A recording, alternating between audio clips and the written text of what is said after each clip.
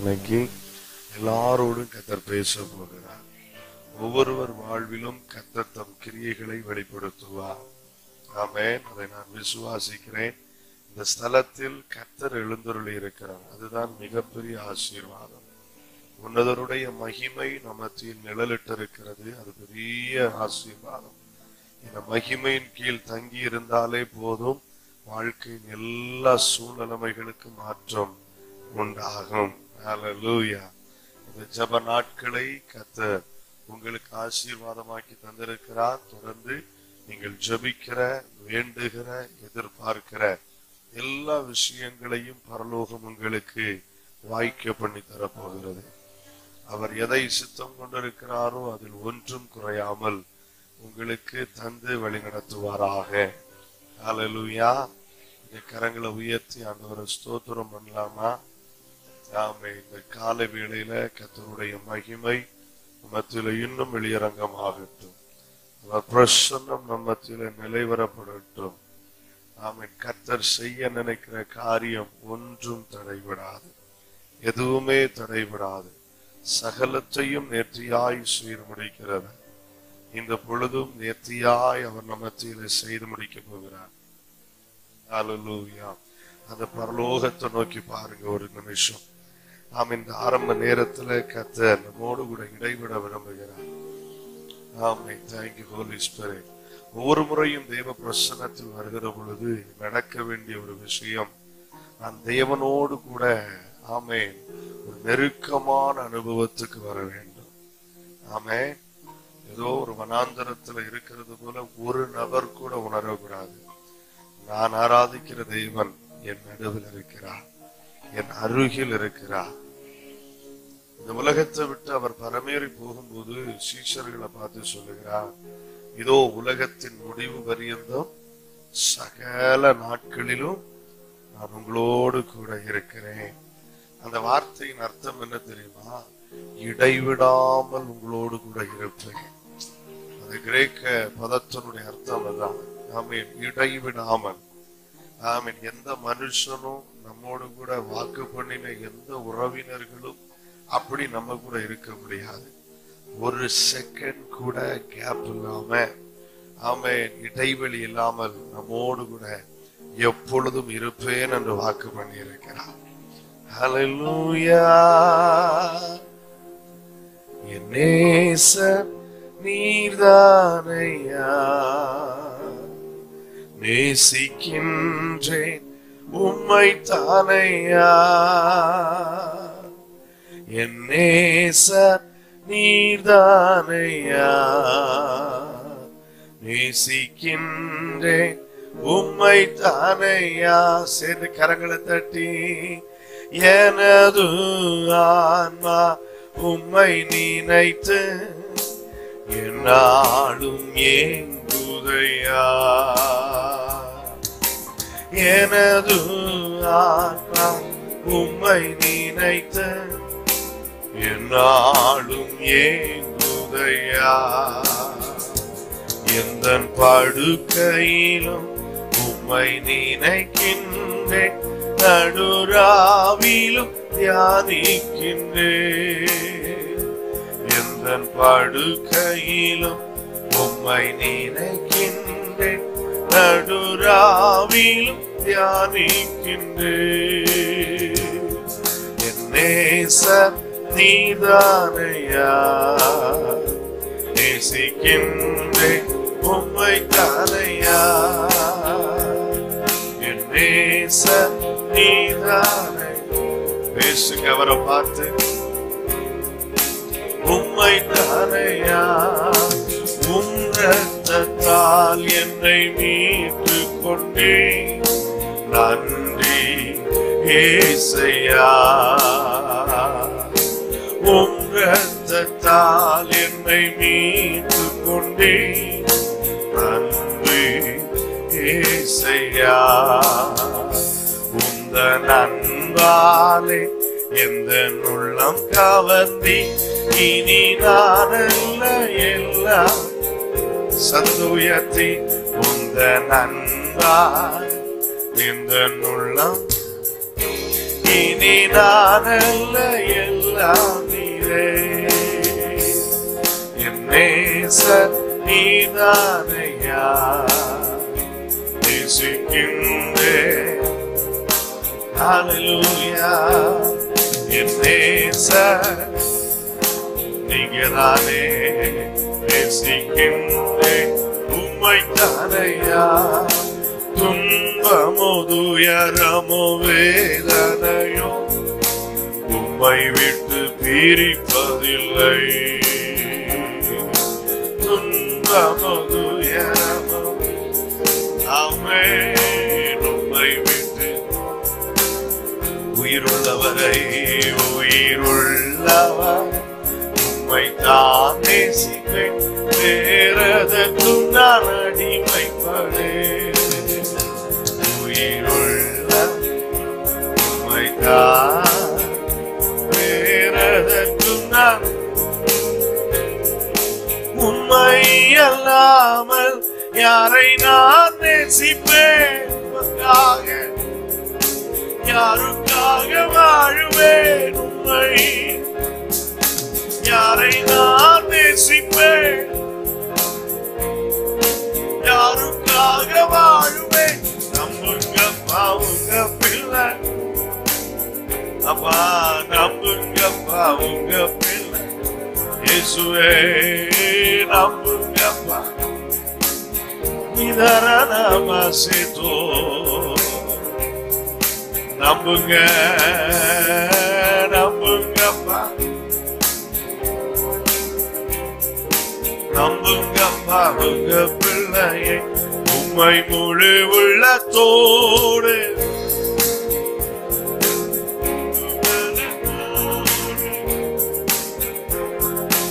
ஆராதனை ஆராதனை ஆராதனை ஆராதனை ஆராதனை என் கண்மலையே ஆராதனை ஆராதனை. கரங்களை தட்டி ஆண்டவரை மகிமைப்படுத்தி நல்ல வாய்களை திறந்து ஸ்தோத்திரங்களை பண்ணி ஆண்டவருக்கு கனம் செலுத்துங்க. ஹல்லேலூயா. தகப்பனே உம்முடைய பிரசன்னத்தில் எங்களை அர்ப்பணிக்கிறோம். தொடர்ந்து எங்களோடு கூட பேசுவீராக. மனிதன் அப்பத்தினாலே மாத்திரம் அல்ல, தேவனுடைய வாயிலிருந்து புறப்படுகிறேன் ஒவ்வொரு வார்த்தையினாலும் பிழைப்பான் என்று எழுதப்பட்டிருக்கிற வார்த்தையின்படி இந்த சத்த எல்லைக்குள் அமர்ந்திருக்கிற ஒவ்வொருவரும் பிழைக்கத்தக்கதாக உங்க வாயிலிருந்து வார்த்தைகள் புறப்படட்டும். ஆண்டவரே உங்க வாயிலிருந்து வார்த்தைகள் புறப்படட்டும். சுயம் வேண்டாம், மாம்சம் வேண்டாம், பாரம்பரியம் வேண்டாம். தெய்வீக அனுகிரகங்கள் எங்கள் நடுவில் வெளிப்பட வேண்டும். வானங்கள் திறந்தே இருக்கட்டும். ஆண்டவரே வானங்கள் திறந்தே இருக்கட்டும். ஒரு 3 நாட்கள் உம்முடைய சமூகத்தில் காத்திருந்த ஜனத்துக்கு எதையாவது கொடுத்து அனுப்பணும்னு நினைச்சீங்களே. அன்பு பிள்ளைகளை நினைவு கூர்ந்து இந்த பகல் வேளையில ஆமென் கர்த்தர் வானத்தின் பலகணிகளை திறக்கிறதற்காக ஸ்தோத்திரம். நம்முடைய பிள்ளைகளுக்கான பதில்களுமாக நீர் இந்த இடத்தில் எழுந்துருளி இருக்கிறதற்காக ஸ்தோத்திரம். வார்த்தையினாலே தாகம் தீர்க்கிறவர், வார்த்தையினாலே சுகத்தை கொடுக்கிறவர், வார்த்தையினாலே தைரியப்படுத்துகிறவர். அந்த வார்த்தை நம்முடைய பிள்ளைகளுக்கு அருளி கொடுத்தருளும். ஆண்டவரே அடியேனை உம்முடைய சிறகின் கிருபையின் நிழலில் மறைத்துக் கொள்ளுவீராக. உங்க பட்சத்துல நிக்க, உங்க வாயாய் நிக்க கிருபை தாரும். தாழ்த்துகிறேன். இயேசுவின் மூலம் ஜெபிக்கிறோம் நல்ல பிதாவே, ஆமென். அல்லேலூயா. உங்களை சந்திக்கிறதுல ரொம்ப மகிழ்ச்சி. ஆமென். உங்க ஆராதனைகள் மகிமையா இருந்தது, அதற்காக கர்த்தரை ஸ்தோத்திரிக்கிறேன். ஆமென். எனக்கு தான் சத்தம் சரியில்லை, கொஞ்சம் பொறுத்துக்கோங்க. ஆமென். காலையில் ஏற்கனவே ஒரு ஆராதனை முடிச்சாச்சு. ஆமென். தொடர்ந்து கொஞ்ச நாளா இப்படி ஓடிட்டு இருக்கிறதுனால த்ரோட் சரியில்லை, சத்தத்தை பொறுத்து கொள்ளுங்க. ஆமென். எடுத்து வாசிக்கலாம் ஒரு வேத பகுதியை. வெளிப்படுத்தின விசேஷம் 5வது அதிகாரம் அதனுடைய 1 முதல் 4 வரையிலான வசனங்களை எடுத்து வாசிக்கலாம். வெளிப்படுத்தின விசேஷம் 5வது அதிகாரம் 1 முதல் 4.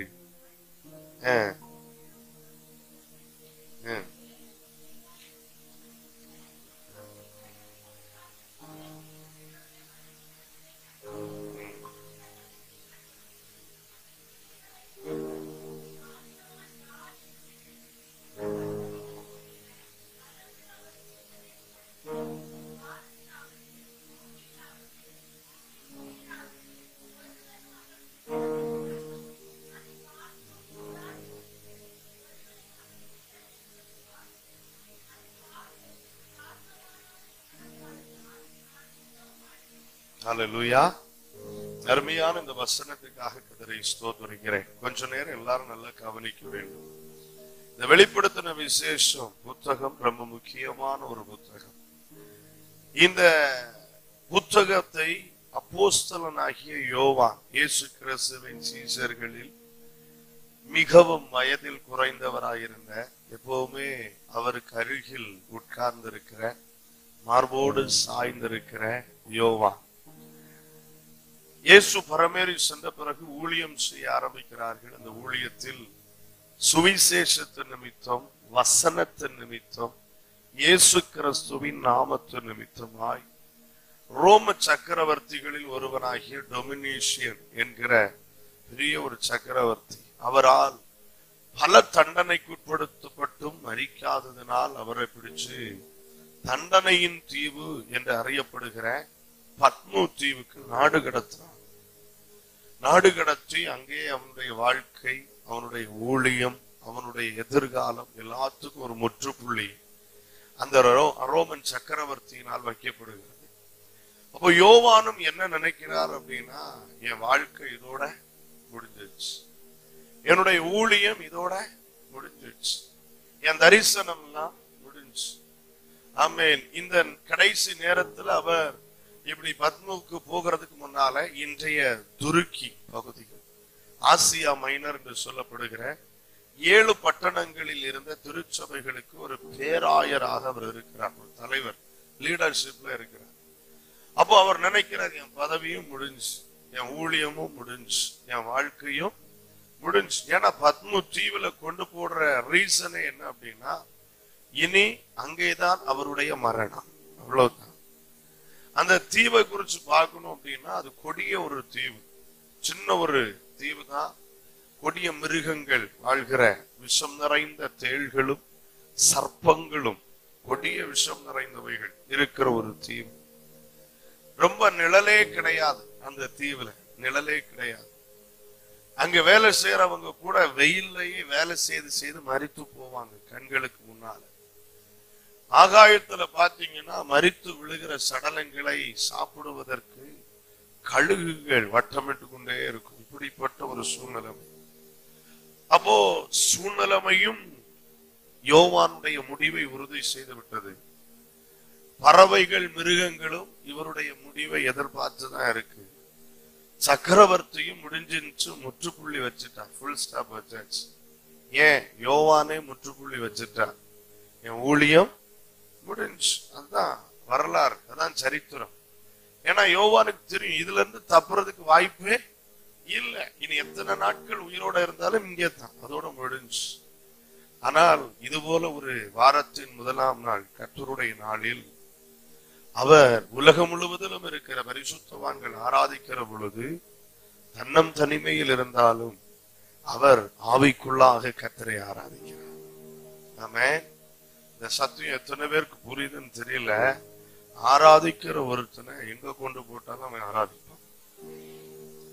கீபோர்ட்ல நடந்த பாஸ்டர்ல ஏன் வரலன்னு கேட்கறதுக்கு பாஸ்டரே கிடையாது, கேலண்டர் கிடையாது, டைரி கிடையாது. ஆனா ஞாயிற்றுக்கிழமைனா எப்படின்னு தெரிஞ்சுன்னே தெரியாது.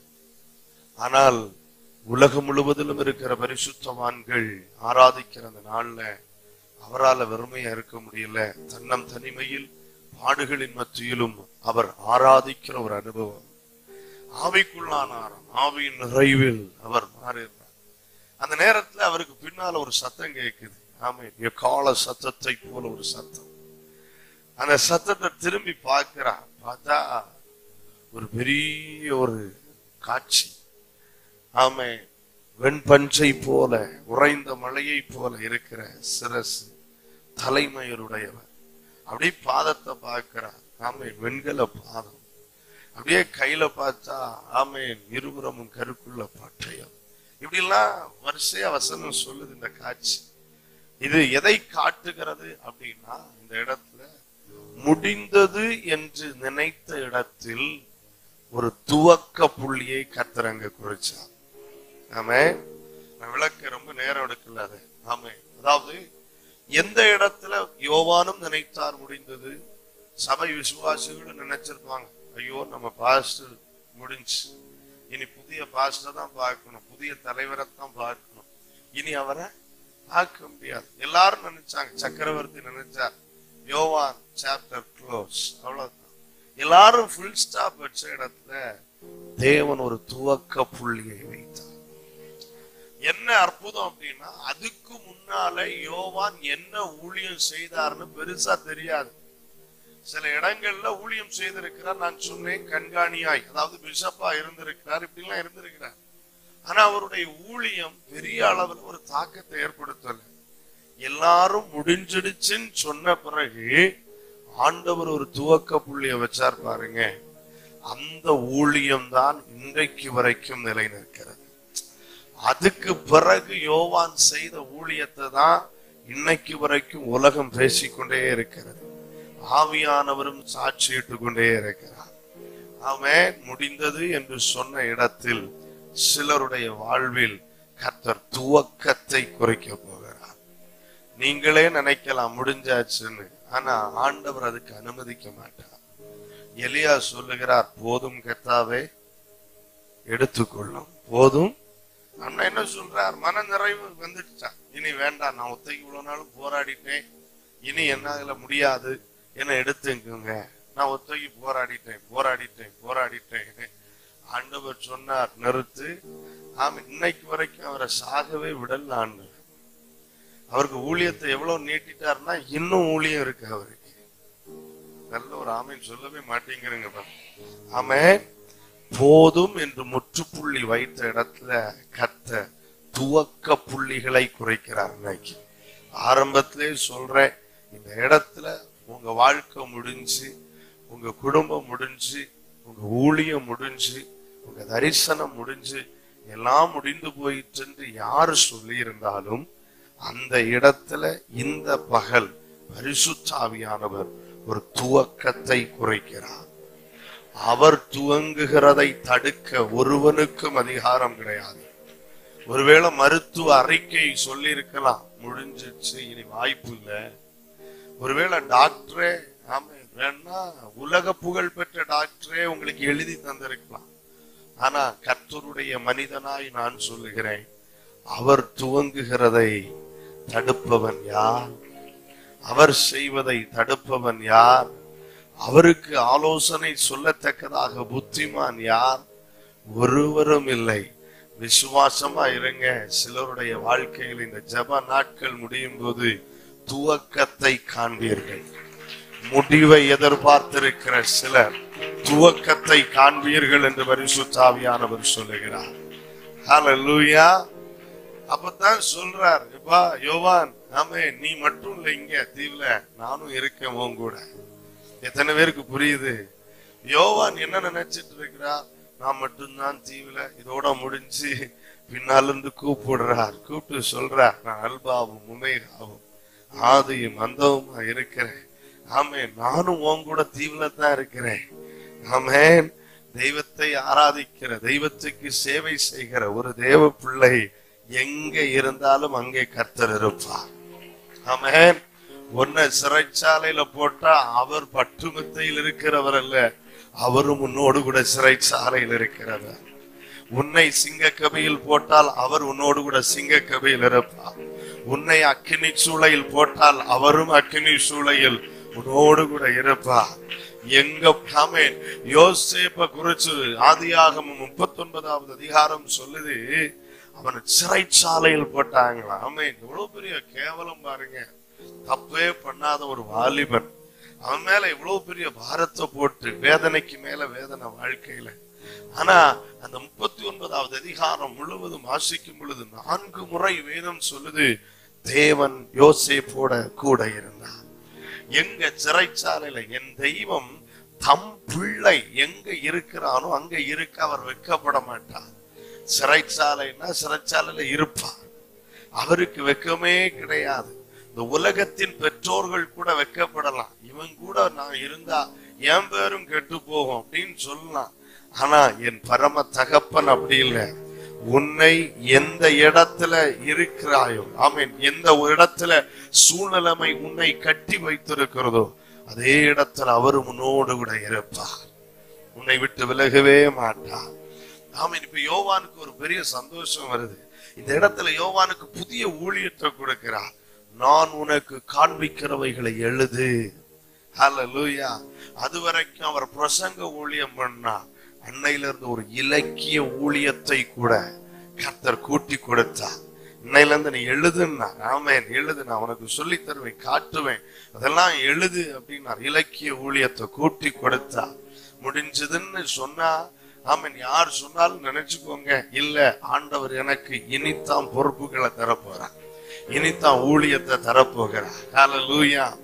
அப்போ எழுது அப்படிங்கிறார்.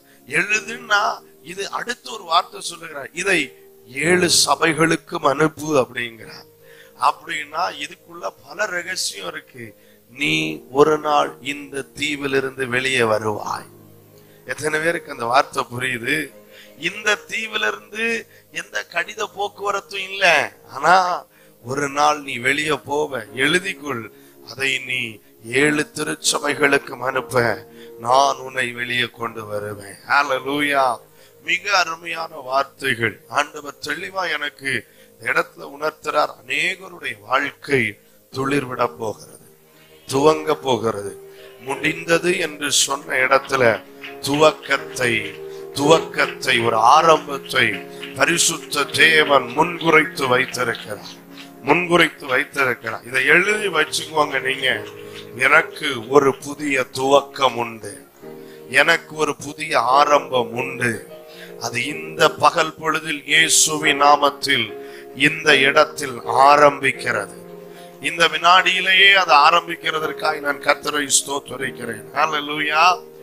இந்த வெளிப்படுத்தின விசேஷம் 1வது அதிகாரத்திலே ஆமென், இயேசு மகிமையடைந்த இயேசு கிறிஸ்துவை குறித்த தரிசனத்தை பார்க்கிறார்.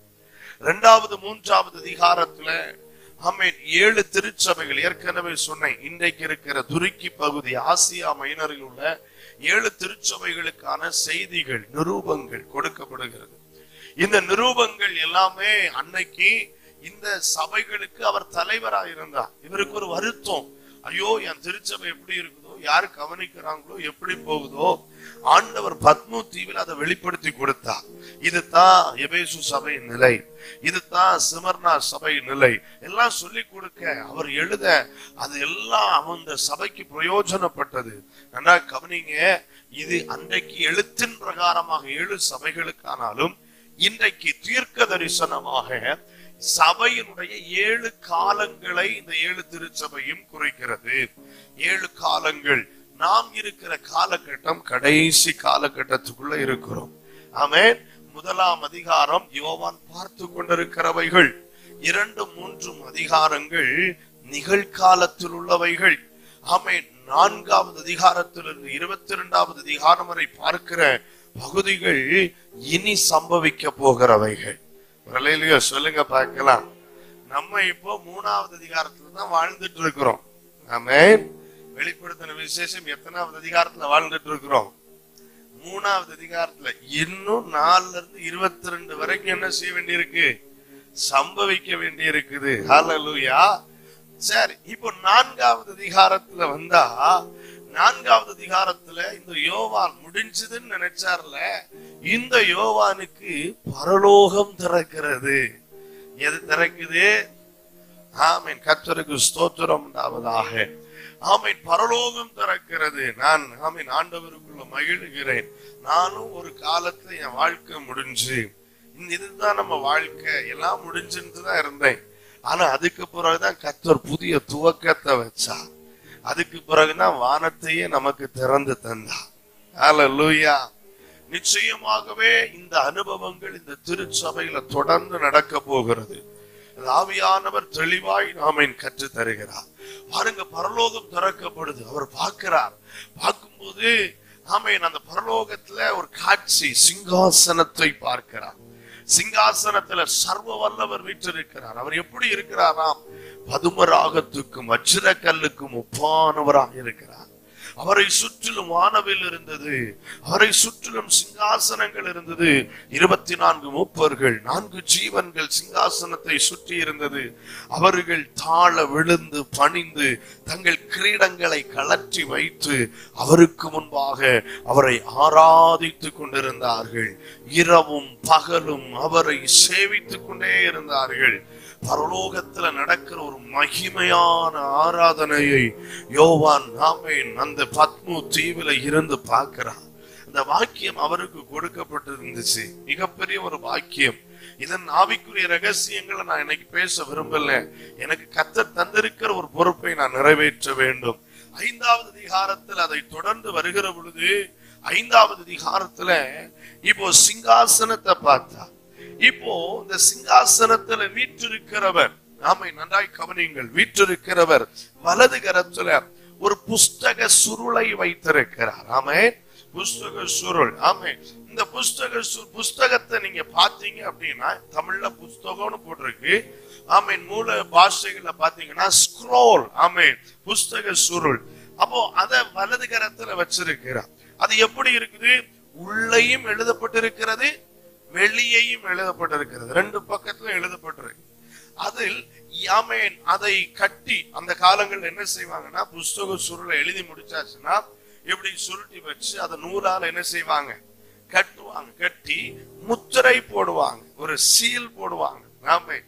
இப்போ நம்ம ஸ்கூல்ல எல்லாம் அல்ல ஆமென் அரசு ஆவணங்களை பாத்தீங்கன்னா, முக்கியமான ஆவணங்கள் ஒரு இடத்துல இருந்து இன்னொரு இடத்துக்கு அனுப்புறதுக்கு முன்னால நூலால அதை என்ன செய்வாங்க? கட்டி அதுல அரக்கு மெழுக உருக்கி என்ன செய்வாங்க? ஊற்றி சீல் என்ன செய்வாங்க? பண்ணுவாங்க. இந்த சீல் எங்க போன பிறகுதான் ஓபன் பண்ணணும். செல்ல வேண்டிய இடத்துக்கு போன பிறகு அதிகாரம் உள்ள ஒரு நபர் தான் இதை என்ன செய்யணும்? ஓபன் பண்ணணும். அதுக்கு முன்னால யாராவது ஓபன் பண்ணாங்கன்னா அது பெரிய குற்றமாகும். வாழ்க்கை ஃபுல்லா சிறைச்சாலையில தான் என்ன செய்யணும்?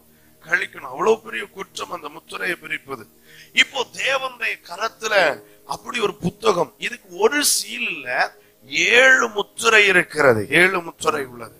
இப்போ இந்த இடத்துல ஒரு பலமுள்ள தூதனை ஆண்டவர் அழைக்கிறார். அழைச்சு பெரிய ஒரு அனௌன்ஸ்மெண்ட் கொடுக்க வைக்கிறார். பலமுள்ள தூதன்.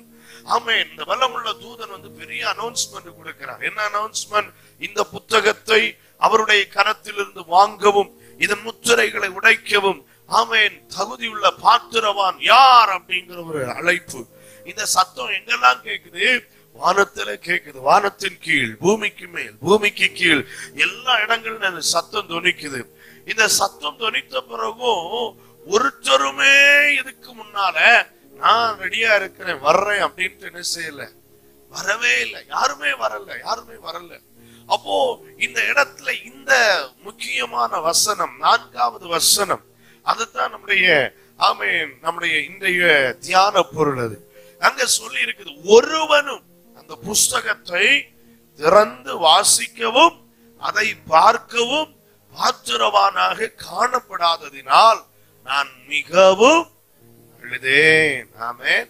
யோவானுக்கு இந்த சூழ்நிலைமையை பார்த்த உடனே அழுக வந்துடுச்சு.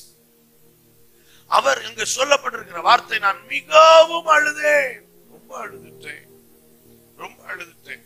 அந்த வார்த்தையினுடைய அர்த்தம் என்ன அப்படின்னா, இனி என்னால அழ முடியாது, அந்த அளவுக்கு நான் என்ன செய்தேன், அழுதுட்டேன். சிலரை பார்த்து சொல்வோம், சிலர் அழுதுட்டு இருக்கும்போது ஒரு ஊழியக்காரர்களாய் பல குடும்பங்களை பல சூழ்நிலைகளில் சந்திக்கிறோம். அந்த நேரத்துல அவங்க சிலர் எல்லாம் அழுதுட்டு இருக்கும்போது சொல்லுவோம், நீங்க இனி என்ன செய்யாதீங்க, அழாதீங்க. இப்படி அழுதீங்கன்னா நீங்க நோயாளியா என்ன செய்திருவீங்க, மாறிடுவீங்க. ஏன்னா சிலருடைய அழுகை அவர்களை பலவீனத்திற்குள் தள்ளும். சிலருடைய அழுகையை அவங்களை கட்டில் கிடையாக்கிரும், பெட்ரிடன் ஆக்கிரும். அவ்வளவு மோசம் அழுகை என்பது. இந்த இடத்துல யோவான் நான் மிகவும் அழுதேன், அதாவது இனி அழுறதுக்கு பலன் இல்லை, அந்த அளவு அழுதாச்சு. என்னால இனி அழ முடியாது என்கிற சூழ்நிலை தான் அங்க பயன்படுத்தப்பட்டிருக்கிற வார்த்தை, நான் மிகவும் அழுதேன். இப்ப என்னுடைய கேள்வி என்ன அப்படின்னா, யோவான் எதுக்கு அழணும்? யோவான் எதுக்கு அழணும்? இவ்வளவு நேரம் கதை கேட்டது கேட்டுட்டு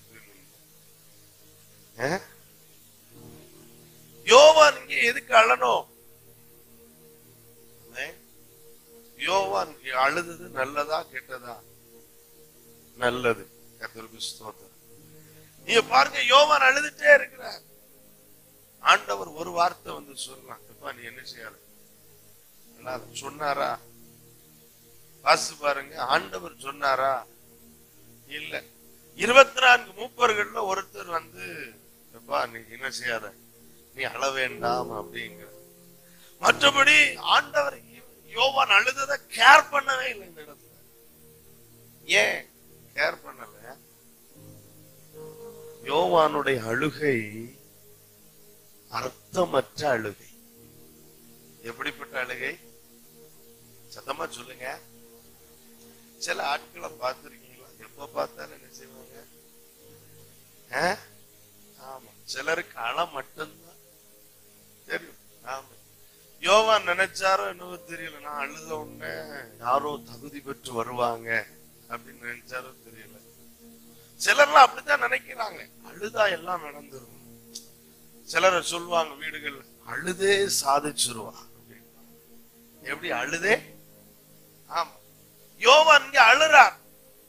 அப்ப அழுதுறது உண்மைன்னா அந்த அழுகை பிரயோஜனமானது என்றால் ஆண்டவர் சொல்லி இருக்கணும், நீ அழாத. நீங்க லூக்கா எழுதின சுவிசேஷத்துக்கு வாங்க. இயேசு கிறிஸ்து அங்க எப்படி இருந்தா?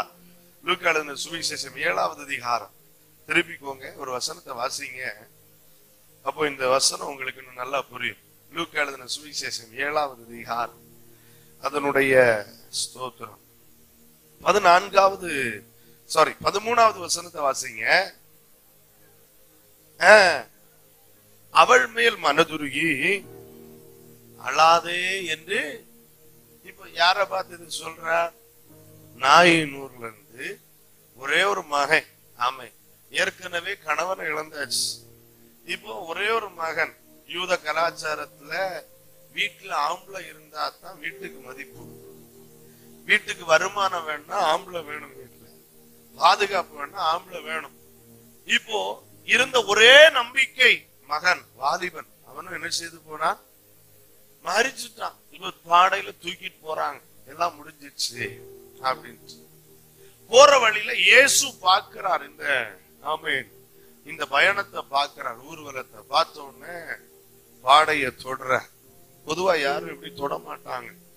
அவர் போய் தொட்டுட்டு அந்த அம்மாவை பார்த்து சொல்ற, நீ என்ன செய்யாத, அழாத. ஏன் சொன்னார்?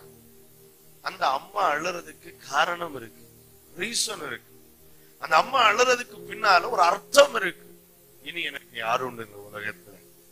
இனி என்னால இந்த உலகத்துல தலை நிமிர்ந்து வாழ முடியுமா? பாதுகாப்பா வாழ முடியுமா? இனி எனக்கு வருமானம் உண்டா? இந்த உலகத்துல நான் ஒரு நடைபெண மாதிரி மாறிட்டேனே அப்படிங்கிற ஒரு அங்கலாய்ப்புல இனி வாழ்க்கைன்னா என்னென்ன கிரகிக்க முடியல, சிந்திச்சு பார்க்க முடியாத ஒரு நிலைமையில தான் அந்த தாய் அழுறாங்க. அந்த தாயை பார்த்து இயேசு சொல்லுகிறார், நீ என்ன செய்யாத, அழாத அழாத. அப்போ அந்த அழுகைக்கு கர்த்தர் ஒரு கனம் கொடுக்கிறார். ஆமென். ஆண்டவர் ஒரு கனம் கொடுக்கிறார் அந்த அழுகைக்கு, நீ அழாத. 8வது அதிகாரத்துக்கு வாங்க. லூக்கா 8வது அதிகாரத்துல இன்னும் நம்ம பார்க்க முடியும். அதனுடைய 52வது வசனத்தை வாசிங்க. லூக்கா 8:52. எல்லாரும் அழுது அவளை குறித்து துக்கம் கொண்டாடுகிறதை கண்டு அழாதையுங்கள், அவள் மரித்து போகவில்லை, நித்துரையா இருக்கிறாள் என்றார். ஆமென். ஜெப ஆலய தலைவருடைய வீட்டுல நடக்கிற ஒரு துக்கமான விஷயம். இந்த நேரத்துல அந்த சிறுமியுடைய அப்பா வந்து இயேசுவை கூப்பிட்டு போறான். அவ பிரச்சனை, வியாதியா இருக்கிறா, என்ன செய்துருங்க, காப்பாத்த வாங்க. இயேசுவனிடத்தில் வந்த அவனோடு கூட இயேசு திருப்ப போனான். இப்ப இயேசு போற வழியிலேயே வேற 2 ஊழியம் செய்ய வேண்டி இருந்துச்சு. ஆமென். பாருங்க, நம்ம எல்லாம் அந்த இடத்துல இருந்திருப்போம்னா இயேசுவை அன்னைக்கே கை கழுவி விட்டுருப்போம். ஆமென். அங்கே அவள் மரித்து போக ரெடியா இருக்கிறான். அந்த நேரத்துல கூப்பிட்டா வழியில யாரோ அவருடைய வஸ்திரத்தை தொட்டாங்களா, அதை விசாரிச்சுட்டு இருக்கிறான், யார் என்ன தொட்டதுன்னு. பேதுரு கேட்கிறா, இதெல்லாம் ஒரு நியாயமான கேள்வியா? உண்மை நெருக்கி கொண்டு இருக்கிறாங்க அப்படின்னா அவரை தொடாத இடமே இல்லை. அப்படி ஜனம் அவரை நெருக்குது. இதுல தொட்டது யாருன்னு கேட்டா எப்படி கண்டுபிடிக்கிறது? அது நியாயமா அப்படின்னா அந்த பிரச்சனையில நேரம் போயிட்டு அந்த சிறுமி மரித்து போனா. இப்போ ஒரு நியூஸ் வருது, அவரை வருத்தப்படுத்தா ஆண்டவரை விட்டுருங்க அப்படின்னு.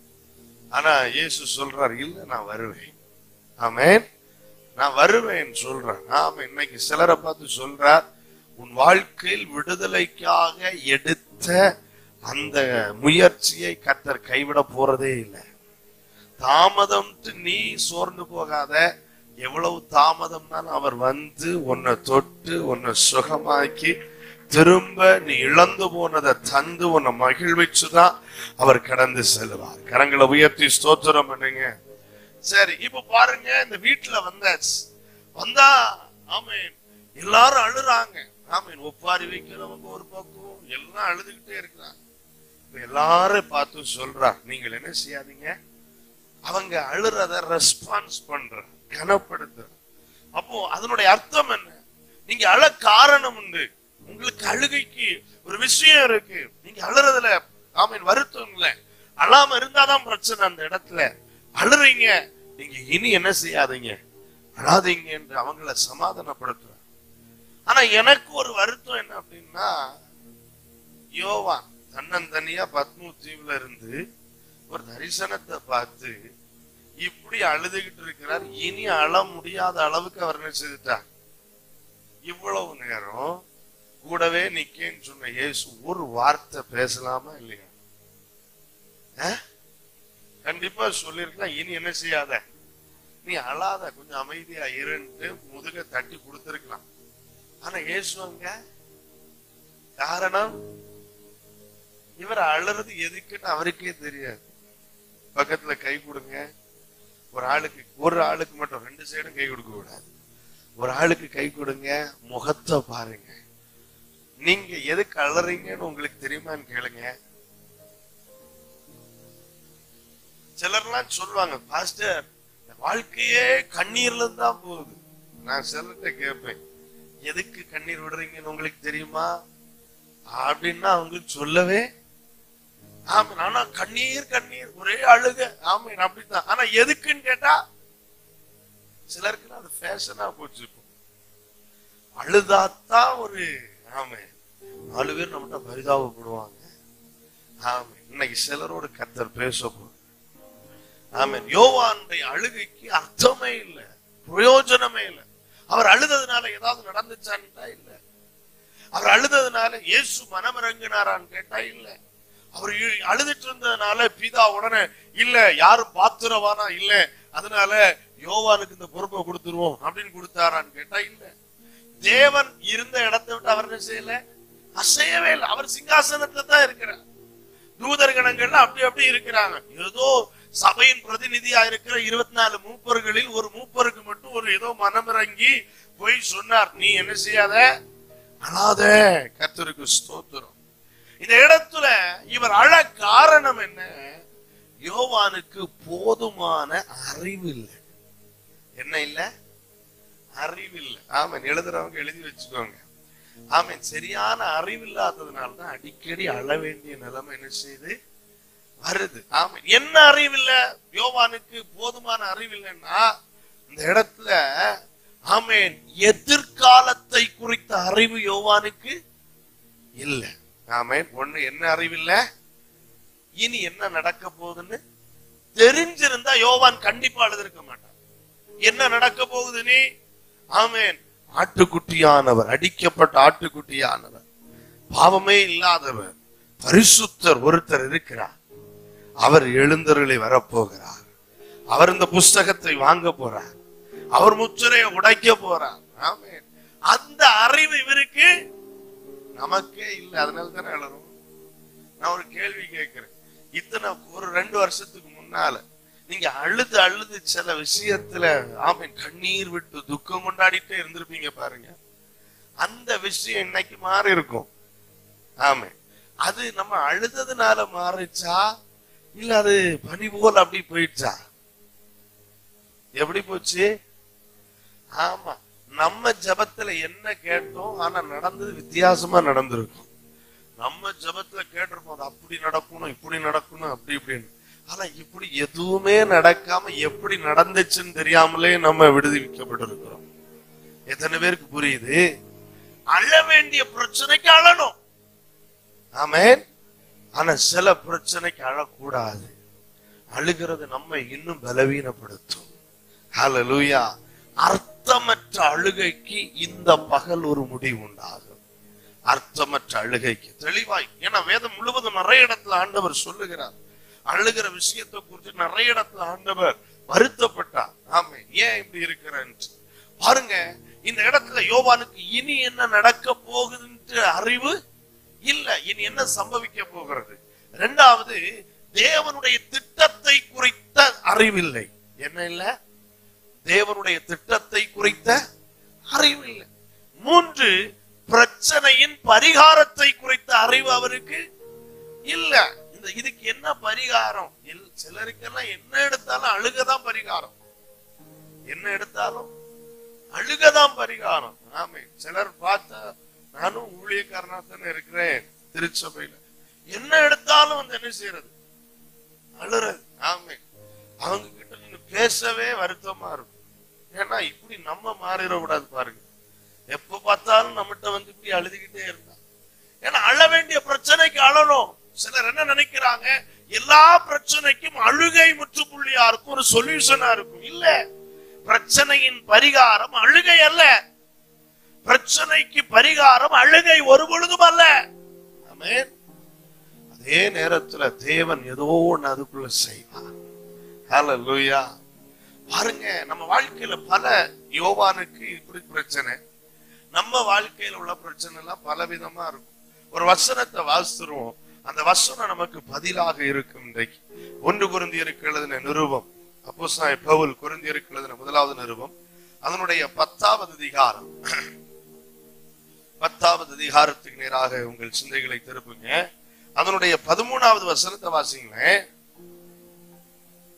மனுஷருக்கு நேரிடுகிற சோதனையே அல்லாமல் வேற சோதனை உங்களுக்கு நேரிடவில்லை. தேவன் உண்மை உள்ளவராய் இருக்கிறார். உங்கள் திராணிக்கு மேலாக நீங்கள் சோதிக்கப்படுகிறதற்கு அவர் இடம் கொடாமல் சோதனையை தாங்கத்தக்கதாக சோதனையோடு கூட அதற்கு தப்பிக்கொள்ளும்படியான போக்கையும் உண்டாக்குவார். ஒரு அல்லேலூயா சொல்லுங்களேன். ஆமென். இன்றைக்கு நான் ஒரு பெரிய பிரசங்கம் எல்லாம் பண்ணல, உங்ககிட்ட அவர் பேசுற வார்த்தையை கன்வே பண்றேன், அவ்வளவுதான். எத்தனை பேர் சந்தோஷமா இருக்கீங்க? ஆமென். பாருங்க, இந்த வசனத்தை அப்படி ஞாபகத்துல வச்சுக்கோங்க. இப்போ யோவான் அழுதார், அந்த அழுகை அர்த்தமற்ற அழுகைன்னு சொன்னேன். இதே நேரத்துல மற்றொரு நபர் அழுறாங்க. ஆதியாகமம் புத்தகத்துல 21வது அதிகாரம் வாங்க. ஆதியாகமம் 21வது அதிகாரத்துல ஆமென் யார் இருக்கிறா? ஆகார பாக்குறோம் இல்லையா? ஆகார் ஆமென் கொஞ்சம் ஆபிரகாம் கொடுத்து விட்ட ஒரு துருத்தி தண்ணீர் எல்லாத்தையும் கொண்டு வர்றாங்க. வனாந்தரத்துல வந்து திடீர்னு புள்ள சொல்லுது, எனக்கு தாகமா இருக்கு, எனக்கு பசிக்கு அப்படின்னா இந்த அம்மா சொல்றாங்க, என்னால இனி ஒண்ணுமே முடியாது அப்படின்ட்டு. இந்த அம்மா ஒண்ணு பண்ணிட்டாங்க, இனி நீ சாகிறதா என் கண்ணால. அப்ப அம்மா என்ன சொல்லிட்டாங்க, நீ என்ன செய்ய போற? ஆமா, நீ சாவ போற, நான் உயிரோட இருக்க போறேன். இதான் நிலைமை. நம்ம எல்லாம் ஆகாரம் ஐயோ வருத்தப்பட்டு அப்படி இல்ல, அதனுடைய சிந்தையே வேற. பாருங்களேன், நீ இந்த பிள்ளை சாகிறத என்னால பார்க்க முடியாதுன்னு போய் அவ பாட்டுக்கு தனியா உட்கார்ந்து அழுகிறாளாம். அவங்க அங்க அழுதுட்டே இருக்கிறா. இவள் அழுகிறதுக்கு பரலோகம் ரெஸ்பான்ஸ் பண்ணவே இல்லை. ஆமென். பரலோகம் ரெஸ்பான்ஸ் பண்ணவே இல்ல. என்ன நடக்கு பாருங்க, பிள்ளையின் அழுகுரலத்தான் கர்த்தர் கேட்டார். ஆமென். வேதம் அப்படித்தானே சொல்லுது. ஆமென். 21வது அதிகாரத்துல 17வது வசனம் ஆரம்பம் சொல்லுது, தேவன் பிள்ளையின் சத்தத்தை கேட்டார். ஆமென். அழுதது யாரு? ஆகார். ஆனா கர்த்தர் கேட்ட சத்தம் யாது? பிள்ளையின் சத்தம். ஆமென். ஏன் இப்போ இந்த நிலைமை நடந்திருக்கு? ஆகாருடைய அழுகையை கர்த்தர் கவனிக்காத காரணம் என்ன அப்படின்னா, இந்த நேரத்துல ஆகார் செய்திருக்க வேண்டியது அழ வேண்டியதல்ல, பிள்ளையினுடைய தேவையை நிறைவேற்ற அருகாமையிலே இருக்கிற நீரூற்றை கண்டுபிடித்திருக்க வேண்டும். எத்தனை பேருக்கு புரியுது? இந்த பகுதியெல்லாம் தெரிஞ்சது, அதனாலதான் வசனத்தை வாசிக்க நான் எடுக்கல. பாருங்க, வேதம் வாசிக்கிற பொழுது கர்த்தர் தேவன் பிள்ளையின் சத்தத்தை கேட்டு ஆகாரின் கண்களை திறந்தார். திறந்தப்ப என்ன உண்டாச்சு? தண்ணீர் துறவை. அப்ப கவனிங்க, அவன் தண்ணீர் துறவை திறந்தாரா, ஆகாரின் கண்களை திறந்தாரா? அப்போ என்ன ரீசன்? ஏற்கனவே இவங்க இருந்த இடத்துல தண்ணீர் துறவு இருந்திருக்கு. சோம்பேறியா இருந்துட்டு ஒரே அழுகை. இப்போ நாம தண்ணீர் துறவை பார்க்க வேண்டிய நேரத்துல போய் அழுதா தண்ணீர் துறவை வருமா? சரி, தண்ணீர் துறவு இல்லாட்டா கர்த்தர் எதை திறப்பா? தண்ணீர் துறவு முன்னால் இருக்கிற பொழுது அதை பார்க்க வேண்டுமே தவிர உட்கார்ந்து என்ன செய்யக்கூடாது. ஆமா, சிலருக்கெல்லாம் எப்படின்னா தலைவலி தூரமா போயிட்டா போதும், ஆமீன், பெரிய பிரச்சனை ஆயிப்போம். எனக்கு ஏதோ வியாதி இருக்கு போல அப்படிலாம் சொல்லிக்கிட்டு என்ன செய்திருவாங்க, முடங்கிடுவாங்க. அப்படி இருக்க கூடாது. கொஞ்சம் பிரச்சனை தான், பிள்ளைக்கு கொஞ்சம் பிரச்சனை தான், ஆனா இதுக்கான பரிகாரத்தை கர்த்தர் அந்த இடத்துல வச்சிருக்கிறார். ஆமென். மனுஷனை சிருஷ்டிக்கிறதற்கு முன்னாகவே மனிதனுக்கு என்ன தேவையோ எல்லாவற்றையும் உண்டாக்கி விட்டுதான் மனிதனை சிருஷ்டித்து ஏதேன் தோட்டத்தில் அவனை அமர்த்தினார். ஆமென். நம்மளா இருந்தா எப்படி செய்திருப்போம்? மனுஷனை ஃபர்ஸ்ட் செஞ்சிருப்போம், செஞ்சுட்டு கேட்டிருப்போம், உனக்கு என்ன தேவை? ஓ, இது தேவை, அப்படித்தான் செய்திருப்போம். ஆனா நம்ம ஆண்டவர் அப்படி இல்லை. அவனை சிருஷ்டிக்கிறதுக்கு முன்பாக அவனுக்கு தேவையான சகலவற்றையும் சிருஷ்டித்தார். அதுக்கு பிறகு எதையும் சிருஷ்டிக்க வேண்டிய அவசியம் வரவே சொன்னீங்களே. அந்த தெய்வம் என்ன செய்தார்னா, ஒரு நாள் ஆகாரும் இஸ்மவேலும் இந்த இடத்திற்கு வருவார்கள், வீட்டை விட்டு துரத்தப்படுவார்கள். அவர்களுடைய தண்ணீர் ஒரு நாள் முடிவு வரும். அதற்காக அவர்கள் அங்கே வருகிறதற்கு முன்னமே அந்த இடத்தில் பல காலங்களுக்கு முன்னாகவே நீரூற்றை அந்த இடத்துல கர்த்தர் ஆயத்தப்படுத்தி வைத்திருந்தார். ஆமென். நம்ம என்ன நினைக்கிறோம்? எனக்கு எப்படி இந்த பிரச்சனை புதுசோ அதுபோல கர்த்தருக்கு பிரச்சனை புதுசுன்னு நினைக்கிறோம். கர்த்தருக்கு பிரச்சனை புதியதல்ல, இந்த திட்டத்தை ஆயத்தம் பண்ணினவரே அவர். ஹல்லேலூயா. முதல்ல உங்க வாழ்க்கையில நம்ம புரிந்து கொள்ளணும், இந்த விசுவாச பிரயாணத்துல நம்ம வாழ்க்கையில் ஆங்காங்கே வருகிற பிரச்சனைகள், ஆங்காங்கே வருகிற சோதனைகள், ஆங்காங்கே வருகிற தடுமாற்றங்கள், பற்றாக்குறைகள் எல்லாவற்றிற்கும் ஆமென் அழுகிறது அல்ல பரிகாரம். அந்த இடத்தில் என்னை அழைத்த தெய்வம் இந்த பிரச்சனைக்கான பரிகாரத்தை இதே ஸ்தலத்தில் இதே காலத்தில் ஏதோ ஒன்ன கர்த்தர் ஏற்படுத்தி இருப்பார். ஆமென். எத்தனை பேர் அதை விசுவாசிக்கிறீங்க? ஆமென். நான் அனுபவிக்கிறத மட்டும்தான் பிரசங்கம் பண்ணுவேன். ஆமென். இதுவரைக்கும் என் வாழ்க்கையில எவ்வளவு சிக்கல் வந்தாலும் அதுல ஒரு தைரியம் இருக்கும், கர்த்தர் இதன் நடுவில் ஒன்னை எனக்கு ஆயத்தம் பண்ணியிருப்பார். ஹல்லேலூயா. அப்ப அழுறதுனால இந்த இடத்துல பெரிய பிரயோஜனம் ஒன்று வரப்போகிறது. ஆகார் அழுததுனால அல்ல, ஆமென், பிள்ளை அழுததுனால அம்மாக்கு கண்ணை திறந்து கொடுத்தார். ஆமென். பக்கத்துல கை கொடுத்து கேளுங்க, கண்ணு திறக்கணுமா நீரூற்று திறக்கணுமா? நீங்க தான் முடிவு பண்ணணும்.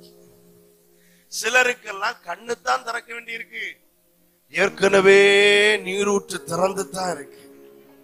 உனக்கு மட்டும் இல்ல, உன் சந்ததியின் தாகம் தீர்க்கும் அளவுக்கு அந்த நீரூற்று திறந்துதான் இருக்கு. ஆனா உன் கண்ணு தான் குருடா போச்சு. எப்படி? ஐயோ, இவ்வளவு நாள் ஆபிரகாம் என்ன வச்சுக்கிட்டு தள்ளி விட்டுட்டேன், சாராள் இருந்தாலும் எவ்வளவு நாள் நான் சாப்பாடு செஞ்சு கொடுத்தேன் தெரியுமா, எவ்வளவு நாள் வீட்டை வெறுக்கினேன் தெரியுமா, எவ்வளவு நாள் அதை செய்யணும் இதை செய்யணும், நன்றியே இல்லை. அவங்க கைவிட்டாங்க, சாராள் கைவிட்டாங்க, ஆபிரகாம் கைவிட்டார், எலியேசர் அவர் தான் மேனேஜர், அவர் கைவிட்டார். அவங்க மேனேஜர் கைவிட்டா என்ன, உங்க கேர் ஆஃப் கைவிட்டா என்ன, யாரு கைவிட்டா என்ன, இப்ப சொல்லி சொல்லி என்ன ஆயிடுச்சு, கர்த்தரும் என்ன கைவிட்டார். யாரோ ஆமென். இப்படி சொல்லி சொல்லி இப்ப அடுத்து இயற்கையும் என்னை கைவிட்டு விட்டது. அப்படி பேச பேசி பேசியே கண்ணு குருடா போச்சு. இயேசுவின் நாமத்தில் அந்த கண்கள் இன்றைக்கு திறக்கப்படுவதாக. யார் உன்னை கைவிட்டாலும் உன்னை அழைத்தவர் உன்னை கைவிட மாட்டார். யார் உன்னை தள்ளிவிட்டாலும் உன்னை அழைத்தவர் உன்னை தள்ளிவிட மாட்டார். மேல ஒரு வாக்குத்தத்தம் உண்டு, தெரியாதா? ஆகாரே, உன் பிள்ளைக்கு மேல வாக்குத்தத்தம். உன்னை தனியா சந்தித்து கர்த்தருடைய தூதனானவர், அவர் தான் இயேசு கிறிஸ்து, உன்னை சந்தித்து வாக்குரை செய்ததை மறந்து போனாயோ? உனக்குள்ள ஒரு பெரிய சந்ததி இருக்குன்னு வாக்கு பண்ணார்ல, இந்த மகன் மூலமாக பெரிய ஒரு சந்ததி உருவாகும் வாக்கு பண்ணினார்ல, அதை மறந்துகிட்டு ஆமென் கண்கள் குருடாக்கப்பட்ட நபரா உன் பக்கத்திலே வாய்ப்பு இருந்தும் வாய்ப்பு இல்லை இல்லை இல்லை என்று நீ போய் அழற காரணம் என்ன?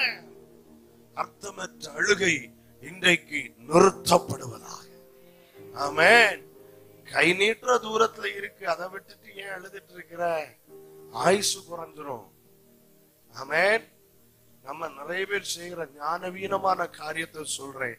ஆயுள் குறைய வேண்டாம், கர்த்தர் தந்திருக்கிறத பயன்படுத்த. இன்னைக்கு என் கண்கள் திறக்கட்டும், என் கண்கள் திறக்கட்டும். அதுதான் திறந்த வாசல், அதுல பிரவேசிப்போம். பூட்டி இருக்கிற ஒரு இடத்துல போய் தட்டிட்டு இருக்கிறத விட திறந்திருக்கிற இடத்துல பிரவேசிக்கிறது. ஹல்லேலூயா. இன்னைக்கு கண்கள் திறக்கப்பட வேண்டிய ஒவ்வொரு குடும்பத்துக்கும் கண்கள் திறக்கப்பட்டிருக்கும் இயேசுவின் நாமத்தினாலே. ஹல்லேலூயா. மனக்கண்கள் பிரகாசிக்கப்படுவதாக. எந்த விஷயத்துல இல்ல இல்ல இல்ல இல்ல இல்ல இல்லன்னு சொல்றீங்களோ அந்த விஷயத்துல இல்ல, எனக்காக கர்த்தர் ஆயத்தப்படுத்தி இருந்தாருன்னு நீங்க சொல்ற அளவுக்கு உங்க மன கண்களை இந்த நாள்ல கர்த்தர் பிரகாசிப்பிக்க பண்ணுகிறார். இந்த 17ஆம் தேதியை உங்க வாழ்க்கையில மறக்க முடியாத அளவுக்கு கர்த்தர் உங்கள் மன கண்களை பிரகாசிப்பிக்க பண்ணுகிறார்.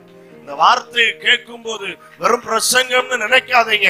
இந்த வார்த்தை வருகிற பொழுது ஆவியானவர் உங்களோடு கூட கிரியைகளை நடப்பித்துக் கொண்டிருக்கிறார்.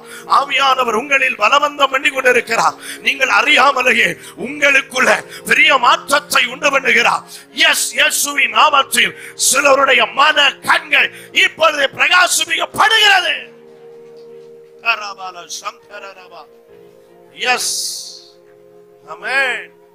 நீ அழுதது போதும், நீ அழுதது போதும்.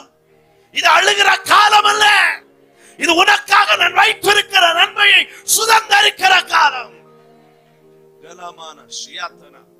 மனிதன் உனக்கு தந்ததெல்லாம் தீர்ந்து போகும், நான் உனக்கு தந்தது தீராது.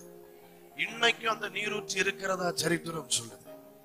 போய் பார்த்த வேத பண்டிதர்கள் சொல்லுகிறார்கள், அன்னைக்கு திறந்ததை கர்த்தர் இன்னைக்கு வரைக்கும் வச்சிருக்கிறார். ஆமென். அவங்களுக்கு தான் எண்ணெய் கிணறையே ஊற வச்சார். சொல்லுங்களேன். ஆமென். ஈரான்ல யுத்தம் நடக்குது இல்லையா? ஆமென். அந்த ஈரான்ல உலகத்திலேயே அதிகமா எண்ணெய் சப்ளை எங்க இருந்துதான். ஆமென். குண்டு போட போகும்போது ஒவ்வொரு முறையும் சொல்லி அனுப்புறான், தப்பி தவறி அந்த ஆயில் டேங்க்ல என்ன செய்யறாத, போட்டுறாத. ஏன்? நாங்க கதிகலங்கிறோம், உலக நாடுகளை ஸ்தம்பிச்சிரும், பொருளாதார நெருக்கடி வரும் அப்படின்னா இஸ்மவேலுக்காக அவர் ஆயத்தம் பண்ணினத யாராலையும் தடுக்க முடியாது. ஆமென். அப்போ ஏற்கனவே கர்த்தர் வச்சிருக்கிறத பார்க்காம இருந்த அழுது அழுது அழுது, நல்லா கவனிங்க, கரெக்ட் நேரத்துல அந்த தேவன் ஆகாருக்கு கண்ணை திறக்கலன்னா பாவம், தண்ணி இருந்தும் பிள்ளையும் செத்து இருக்கும். ஆகாருடைய காரியம் ரொம்ப மோசமா இருக்கும். ஆகார் வாழ்க்கை ஃபுல்லா கலங்கி இருக்கும். தெரியாம நான் இழந்துட்டேன், என் பிள்ளைய தெரியாம நான் இழந்துட்டேன், வாக்குத்தத்த நிறைவை நான் இழந்திருப்பேன். ஆமென். இன்றைக்கு கர்த்தர் சொல்ல, உனக்கு பண்ணின வாக்குத்தத்தங்களை நீ அனுபவிக்கும்படிக்கு உன் கண்களை என் தேவனாகிய கர்த்தர் திறந்தருளுவாராக. சவுலினுடைய கண்களிலிருந்து விழுந்த ஆமென் செதிலை போல சிலருடைய கண்களிலிருந்து சில செதில்கள் விழுகிறது. கர்த்தருடைய ஆவியானவர் அதை நிறைவேற்றி கொண்டிருக்கிறதற்காக கர்த்தரை ஸ்தோத்திரிக்கிறேன். ஹல்லேலூயா. பாருங்க, இன்னொரு விஷயத்தை உங்களுக்கு சொல்லி புரிய வைக்கிறேன். இஸ்ரவேல் ஜனங்கள் 430 வருஷம் எங்க இருக்கிறாங்க? எகிப்துல இருக்கிறாங்க இல்லையா? இப்போ ஆமென். யாருக்காவது போர் அடிக்கா? இல்ல. புரியுதா எல்லாருக்கும் நான் பேசுறது? கர்த்தருக்கு ஸ்தோத்திரம். ஏன்னா எங்க வாய்க்கு ரெஸ்டே கிடையாது, பேசிக்கிட்டே இருப்போம். ஆமென். காலைல 10 மணிக்கு தொடங்கினா 4 மணி வரைக்கும் எங்க வாய் நினைச்சுட்டே இருக்கும். ஆமென். எங்க கிளாஸ் எடுக்கிறது அப்படிதான், ஒரே மாணவர்களை பார்த்துதான் நாங்க கிளாஸ் எடுக்கிறோம். அதனால நேரம் போறது எங்களுக்கு தெரியாது, உங்களுக்கு தான் தெரியணும். ஒரு வேலையோ சொல்லுங்க. சரி, இப்போ கவனிங்க. மோசே கொண்டு 430வது வருஷத்துல விடுவிச்சு கொண்டு வர்றது. இப்போ நல்லா கவனிங்க. மோசே அழைத்தது யாரு? கொஞ்சம் சத்தமா பேசணும். தேவன் தான் இல்லையா? மோசே எகிப்துக்கு அனுப்புறது யாரு? தேவன். இந்த ஜனத்தை விடுவிக்க சொன்னது யாரு? எல்லாமே தேவன் தான். மோசே எவ்வளவோ அடம் பிடிச்சார், நான் போக மாட்டேன். ஆண்டவர் விட்ட பாடே நாங்கெல்லாம், அதனாலதான் இங்க நிக்கிறோம். ஆமென். எவ்வளவோ சொல்லி பார்த்தப்பறம் அவர் என்ன செய்யல, கேட்கல. ஆமே, உண்மையில சொல்ல போனா இப்படி பேச்சே வராது எனக்கு.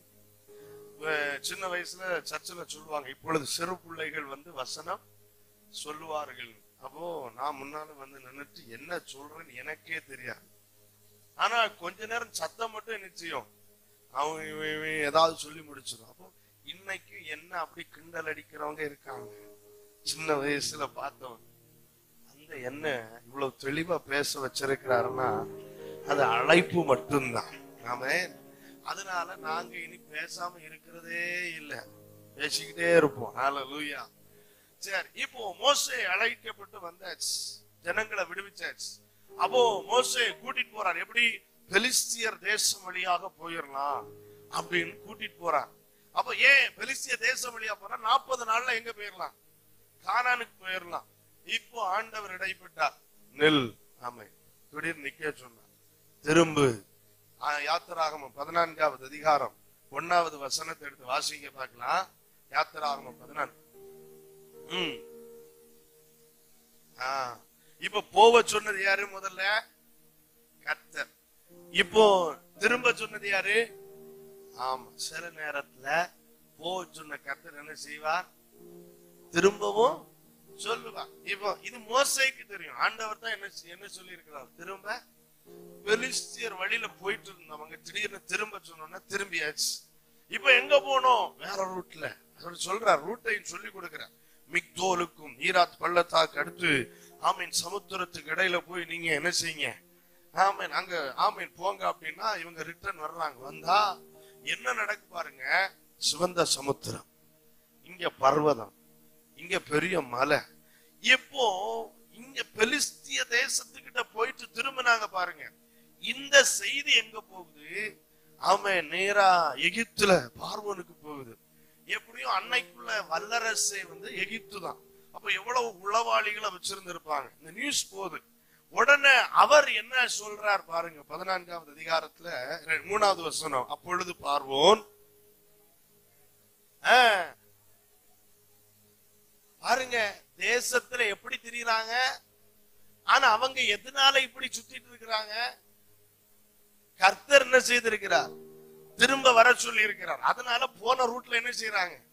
இப்ப பார்வோன் என்ன நினைக்கிறார்? அவங்களுக்கு ரூட் தெரியாம அவங்க ஜிபிஎஸ் வேலை செய்யல. அதனால என்ன செய்துட்டு இருக்கிறார்?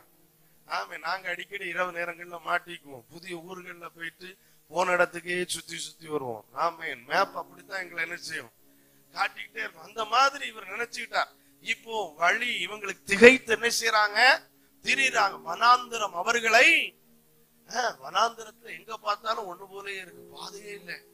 இவங்களை அடைச்சு போட்டு இருக்கு, முடிஞ்சு. இப்போ பார்வன் ஒண்ணு நினைக்கிறார், இப்போ போனா அவங்கள தூக்கிட்டு செய்திடலாம், வந்துடலாம். பாத்தீங்களா? நாம 430 வருஷம் அவன் அனுபவிச்சது போதாது, பேராசை அவனுக்கு. இவங்களை போய் என்ன செய்திடலாம்? பிடிச்சிட்டு வந்துடலாம். ஆனா இவங்க அலைஞ்ச தெரியறது இல்ல, கர்த்தருடைய கட்டளைப்படி திரும்ப வர்றாங்க. வரும்போது இப்ப இந்த இடத்துல லாக் ஆயிடுறாங்க. சுவந்த சமுத்திரம் முன்னால, பர்வதம், மலை பின்னால பார்த்தா புழுதி கிளம்பி வருது. என்ன புழுதி? எகிப்தின் சகல ராணுவங்களும் வெளியே வந்துச்சு. அவனுடைய ஸ்பெஷல் போர்ஸ் 600 ரதங்கள், அதோட கூட சகல ராணுவமும் என்ன செய்யுச்சு? வந்துச்சு. ஒரு வேத பண்டிதர் இப்படி சொன்னார். ஆமேன், அந்த எகிப்து தேசத்துல ஓடாம நின்ன ரதம் ஆமேன் அடக்கட்டி விட்டு இருந்ததை கூட தூக்கிட்டு வந்துட்டாங்க. எப்படியாவது யார பிடிக்கணும்? இப்படித்தான் சத்துரு இன்னைக்கு செய்வான். ஆமேன். உதவாத ஆயுதத்தெல்லாம் எடுத்துட்டு நமக்கு விரோதமா வருவான். ஆமேன். இப்ப எல்லாம் வருது, தூசி புழுதிய கிளப்பிட்டு வருது. இப்ப இந்த ஜனங்கள் பாருங்க, இதுவரைக்கும் மோசையை பார்த்து என்ன தெரியுமா சொன்னாங்க? எங்களுக்கு கர்த்தர் நல்ல பாஸ்டர் கொடுத்தார், எங்களுக்கு கர்த்தர் நல்ல தலைவரை. மோசே உங்களை மாதிரி ஒருத்தர் இல்லவே இல்லை. இவ்வளவு நேரம் அப்படித்தான் பேச்சு. ஆமேன், ஆமீன். ஒரு நாள் மோசையை குறிச்சு கிளாஸ் எடுக்கும்போது உங்க பாஸ்டர் இருந்தாங்கன்னு நினைக்கிறேன் இல்லையா? மோசையினுடைய ஜெபம். ஆமீன். பாருங்க, ஆமீன். அப்படி நிறைய விஷயங்களை இப்படி பார்க்கும்போது ஃபுல்லா மோசைலாம் எந்த உயரத்துக்கு போயிருப்பாருன்னே தெரியாது. புகழ்ச்சியில 430 வருஷம் கழிச்சு ஒரு மனிதனா இவ்வளவு பெரிய ஒரு விடுதலை பெற்று தந்தீங்க. ஆமீன். கர்த்தர் உங்களுக்கு தீர்க்காயுசை தருவாரா? உங்களை மாதிரி ஒரு பாஸ்டர் இதுவரைக்கும் பார்த்ததே இல்ல. இவ்வளவு நேரம் புகழ்ச்சி. இப்போ பின்னால சவுண்ட் கேட்டோன்னு முன்னால பார்த்தா கடல். ஒரே வழி, தற்கொலை பண்ண வேண்டியது குதிச்சு. இப்போ 20 லட்சம் ஜனத்துக்கிட்ட இருக்கிறாங்க. 6 லட்சம்னா அது ஆண்கள் மட்டும். அதுக்கு பிறகு மனைவிகள், அதுக்கு பிறகு பிள்ளைகள், என்ன வேலைக்காரங்க, அடிமைகள், இதுல எகிப்தியர்கள் வேற வந்தாங்க கொஞ்சம் பேர் கூட. இப்போ 20 லட்சம் ஜனம். இப்போ எல்லாம் சொல்றான், எங்களுக்கு அங்க கல்ற இல்லைன்னா இங்க கூட்டிட்டு வந்த நீ, அங்க இருந்தா ஒழுங்கா கல்ற தோட்டமாது. இப்ப அதுக்கும் வாய்ப்பு இல்லை அப்படின்ட்டு 20 லட்சம் பேரும் குனிஞ்சு கல்ல தேடுறான். எனக்கு ஒரு கேள்வி என்ன அப்படின்னா, 20 லட்சம் பேரும் சேர்ந்து ஒரு மனுஷனை எறிஞ்சு அவர் எப்படி தாங்குவார்? அது பெரிய பாருங்க. இவ்வளவு நேரம் பாஸ்டர் உங்களை மாதிரி இதெல்லாம் எங்களுக்கு பழகி போனது ஊழியத்துல. ஆமென். ஒரு நிமிஷத்துக்கு முன்னால வர சொல்லியிருப்பான், யூ ஆர் கிரேட். அடுத்த நிமிஷமே எல்லாரும் கூட சேர்ந்து காலை தூக்கிட்டு நிற்பாங்க. ஆமென். மோசைக்கு அப்படித்தான் அப்படித்தான் அப்படித்தான் ஊழியம்னா அப்படித்தான். ஆனா மகிழ்ச்சியான ஒரு விஷயம், எதையும் சந்தோஷமா ஏற்றுக்கொள்றோம் நாங்க. ஏன்னா இதுக்கெல்லாம் பிரதிபலன் நாங்க பெருசா இருக்கும். இப்போ மோசைக்கு விரோதமா கல்ல தூக்குறாங்க. யார்கிட்ட கேட்டுட்டு இங்க கூட்டிட்டு வந்த? இப்ப மோசைக்கு தெரிஞ்சதெல்லாம் ஒண்ணு, யார் திட்டுனாலும் யார் என்ன சொன்னாலும் அன்னைக்கே உங்கள்கிட்ட சொன்னேன் வேண்டான்ட்டு. பேசாம ஏதாவது வண்டியை ஓட்டிட்டு எடுத்துட்டு என்ன செய்திருப்பேன். ஆமா, என்ன சொல்றேன், நான் ஒரு டிரைவர். ஆமா, பேசாம வண்டி ஓட்டிட்டு என்ன செய்திருப்பேன், இருந்திருப்பேன். ஆனா இன்னைக்கு உயிரோட இருந்திருப்பேனான்னு தெரியாது. ஆமேன். அப்படிதான் மோசே சொல்லியிருப்பா, பேசாம கொஞ்சம் ஆடுகளை மேய்ச்சிட்டு அப்படியே காலில் போனா கொஞ்சம் பழங்கஞ்சியை கொண்டு போயிட்டு குடிச்சிட்டு கொண்டு வந்துட்டு இப்படியே வாழ்க்கை என்ன செய்திருக்கோம், ஓடி இருக்கும் அப்படின்னு இவர் அழுதுகிட்டே இருக்கிறார். நம்ம விஷயத்தை மறந்துடக்கூடாது, அழுகை. மோசே கர்த்தரை நோக்கி பார்த்து அழுறார். இப்ப நம்ம கடவுளா இருந்தா என்ன சொல்லுவோம், மகனே திகையாது, கலங்காது, அழுகுறல நான் என்ன செய்தேன் கேட்டேன், உனக்கு நிச்சயமா ஏதாவது ஒண்ணு தருவேன், நீ கொஞ்சம் பொறுத்துக்க அப்படின்னு ஏதாவது செய்திருப்போம். பைபிள் எடுங்க, யாத்திராகம 14வது அதிகாரம் 15வது வசனத்தை வாசிங்க பார்க்கலாம். மோசையை நோக்கி, அடப்பாவுமே, அழைத்தது யாரு, இத சொன்னது யாரு? சரி, பெலிஸ்திய வழியில போயிருக்கலாம், அங்க போண்டா இங்க திரும்பி வான்னு சொன்னது, சிவந்த சமுத்திரத்துக்கு கரெக்டா அட்ரஸ் சொல்லி கொடுத்தது யாரு? இப்போ அவரை பார்த்து கேட்காம வேற யாருக்கு பார்த்து கேட்கறது? அவர் சொல்லு, நீ எதுக்கு முறையிடுற, நீ எதுக்கு அழுதுட்டு இருக்கிற, சும்மா ஏன் புலம்பிட்டு இருக்கிற? மோசையை பார்த்து கேட்கிறாரா இல்லையா? ஏன் ஏன்? அப்ப ஆண்டவர் என்ன அநீதி உள்ளவரா? இல்ல. சில விஷயத்துல நம்ம அழுறது அவருக்கு பிடிக்காது. சில விஷயத்துல சும்மா அவரை பார்த்து புலம்பிட்டு இருக்கிறது அவருக்கு. நம்ம ஜபம்னா என்ன நினைக்கிறோம், எப்ப பார்த்தாலும் ஏன் எல்லா துக்கத்தையும் அவர்கிட்ட நினைச்சிட்டே இருக்கணும். ஆமேன். கிட்ட சேர்க்கவே மாட்டார். நீங்களே நினைச்சு பாருங்க. ஆமேன். வீட்டுல புருஷன் இல்லாட்டா மனைவி எப்ப பார்த்தாலும் நம்ம வாழ்க்கை துணைட்ட போய் துக்கத்தையே சொல்லிட்டு இருந்தா, ஒரு நாள் 2 நாள் 5 நாள் சரி போட்டு நான் இருக்கேன் நான் இருக்கேன், அதுக்கு எப்ப பார்த்தாலும் சனி இப்படிதான் இருக்கு அப்படின்னு. ஏன் சர்ச்சில் ஒருத்தர், ஆமேன் ஆமேன், அண்ணே என்கிட்ட சொல்லுவார், அண்ணே ஒரு நாள்னா பிரச்சனை இல்லை, நானே நொந்து வீட்டுக்கு வர்றேன், வந்த உடனே இப்படின்னா நான் எப்படின்னு சகிக்கிறது? அப்ப மனுஷனுக்கே அப்படி இருக்குன்னா ஆண்டவர் என்னைக்கு நம்ம அவர்கிட்ட போய் என்ன செய்ய முடியாது? ஜெபம் என்பது நான் அவரில் களி கூறுகிற வேலை. ஆமென்.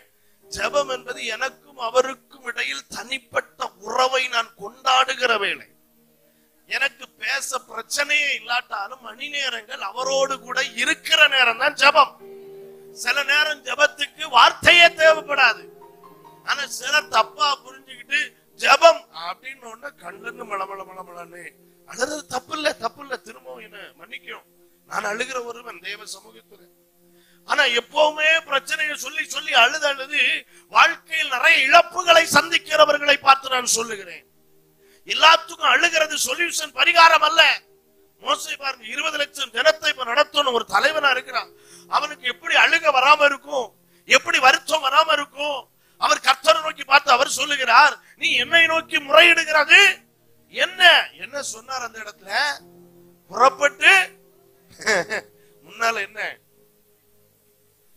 போ அப்படின்ற, போ புறப்பட்டு போங்கள் அப்படின்ட்டு இஸ்ரவேல் புத்திரருக்கு சொல்லு. அடுத்து சொல்லி கொடுக்கிறார் என்ன செய்யணும். நீ ஃபர்ஸ்ட் சொல்லு, போக சொல்லு. கிளம்பும் போது நீ உன் கோலை என்ன செய், ஓங்கு. ஆமென். அதை வச்சு உன் கையில தான் சொல்யூஷன் இருக்கு. அதை விட்டுட்டு நீ என் முகத்தை பார்த்துட்டு இருக்கிற. உன்னை என்னைக்கு அழைச்சனும், உன்னை என்னைக்கு அபிஷேகம் பண்ணணும், உனக்கு என்னைக்கு இந்த ரூட்டை சொல்லி தந்தனும், உன்னை என்னைக்கு இந்த வழியில நடத்த சொல்லணும், அந்த வழியில தேவையான சகல அற்புதங்களுக்கும் சகல ஆசீர்வாதங்களுக்கும் தேவையானதை உன் கரத்துல நான் தந்துட்டேன். நீ எதுக்கு ஏன் முகத்தை பார்த்து நிக்கிற? இதை பிளந்து விடு, ஜனங்களை போக சொல். அப்ப சில நேரத்துல நம்ம கையிலேயே நம்ம சிலதை வச்சுட்டு என்ன செய்துட்டு இருக்கிறோம், அழுதுகிட்டு இருக்கிறோம். அடிக்கடி நான் ஆண்டவர்கிட்ட கேட்பேன், ஆண்டவரே சில விஷயங்களை நினைச்சு, ஆண்டவரே இந்த விஷயத்தை நீ செய்யணும், உன் கையில இருக்கு, அதை செய்து முடியும் அப்படின்பா. ஆமென். ஏன் அடுத்த நேரத்தை குறிச்சு நீ பாரப்படுற? இப்ப இருக்கிறத வச்சு என்ன செய், இதை நடத்து. ஆமென். அந்த வார்த்தையை கேட்டு அப்படியே செய்தா அடுத்த நேரத்துக்கு தேவையானதை கர்த்தர் சரியா நடத்தி இருப்பார். எத்தனை பேருக்கு இந்த வார்த்தை புரியுது? ஆமென். கர்த்தர் உங்ககிட்ட பேசுறாரா இல்லையா? ஆமென். இப்போ அந்த 1 கொரிந்தியர் 10வது அதிகாரத்துக்கு வாங்க பார்க்கலாம். அந்த வசனத்தை வாசிப்போம். ஆமென். மனுஷனுக்கு நேரிடுகிற சோதனை அல்லாமல் வேற சோதனை உங்களுக்கு நேரிடவில்லை. தேவன் உண்மை உள்ளவராய் இருக்கிறார். உங்கள் திராணிக்கு மேலாக நீங்கள் சோதிக்கப்படுகிறதற்கு அவர் இடம் கொடாமல் சோதனையோடு கூட அதற்கு தப்பிக்கொள்ளும்படியான போக்கையும் உண்டாக்குவார். ஹல்லேலூயா. உங்க வாழ்க்கையில ஒரு பிரச்சனை வருதுன்னு வைங்க, சில ஞானம் உங்களுக்கு தேவை. ஆமை. கடைசி பகுதிக்கு வந்துட்டோம். இந்த ஞானத்தை நம்ம பார்க்க போறோம். ஒண்ணு, சிலர் சொல்லுவாங்க பிரச்சனை வந்தோன்னு, பாஸ்டர் இந்த உலகத்துல இந்த பிரச்சனை வேற யாருக்குமே இருக்காது, யாருக்குமே வந்திருக்காது. நான் இருக்கிற இடத்துல வேற ஒரு ஆள் நான் இதுக்கு முன்னால செத்து இருப்பேன், இப்படி எல்லாம் சொல்லுவாங்க. பைபிளை திருப்பி வாசிங்க அந்த முதல் வார்த்தைய.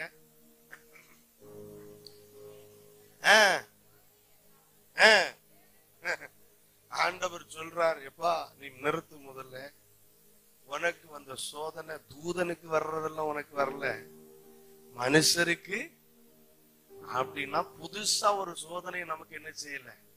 பக்கத்துல கை கொடுத்து சொல்லுங்க, மனுஷனுக்கு வர்றதுதான் உங்களுக்கு வந்திருக்கு. ஏற்றுக்கொள்ள முடியுதா இது நம்மால? காக்கைக்கும் தன் குஞ்சு. ஆமா, தலைவலியும் காய்ச்சலும் அவனவனுக்கு வந்தாதான். ஆனா அந்த தலைவலியும் காய்ச்சலும் எல்லாருக்கும் வர்றதுதான்.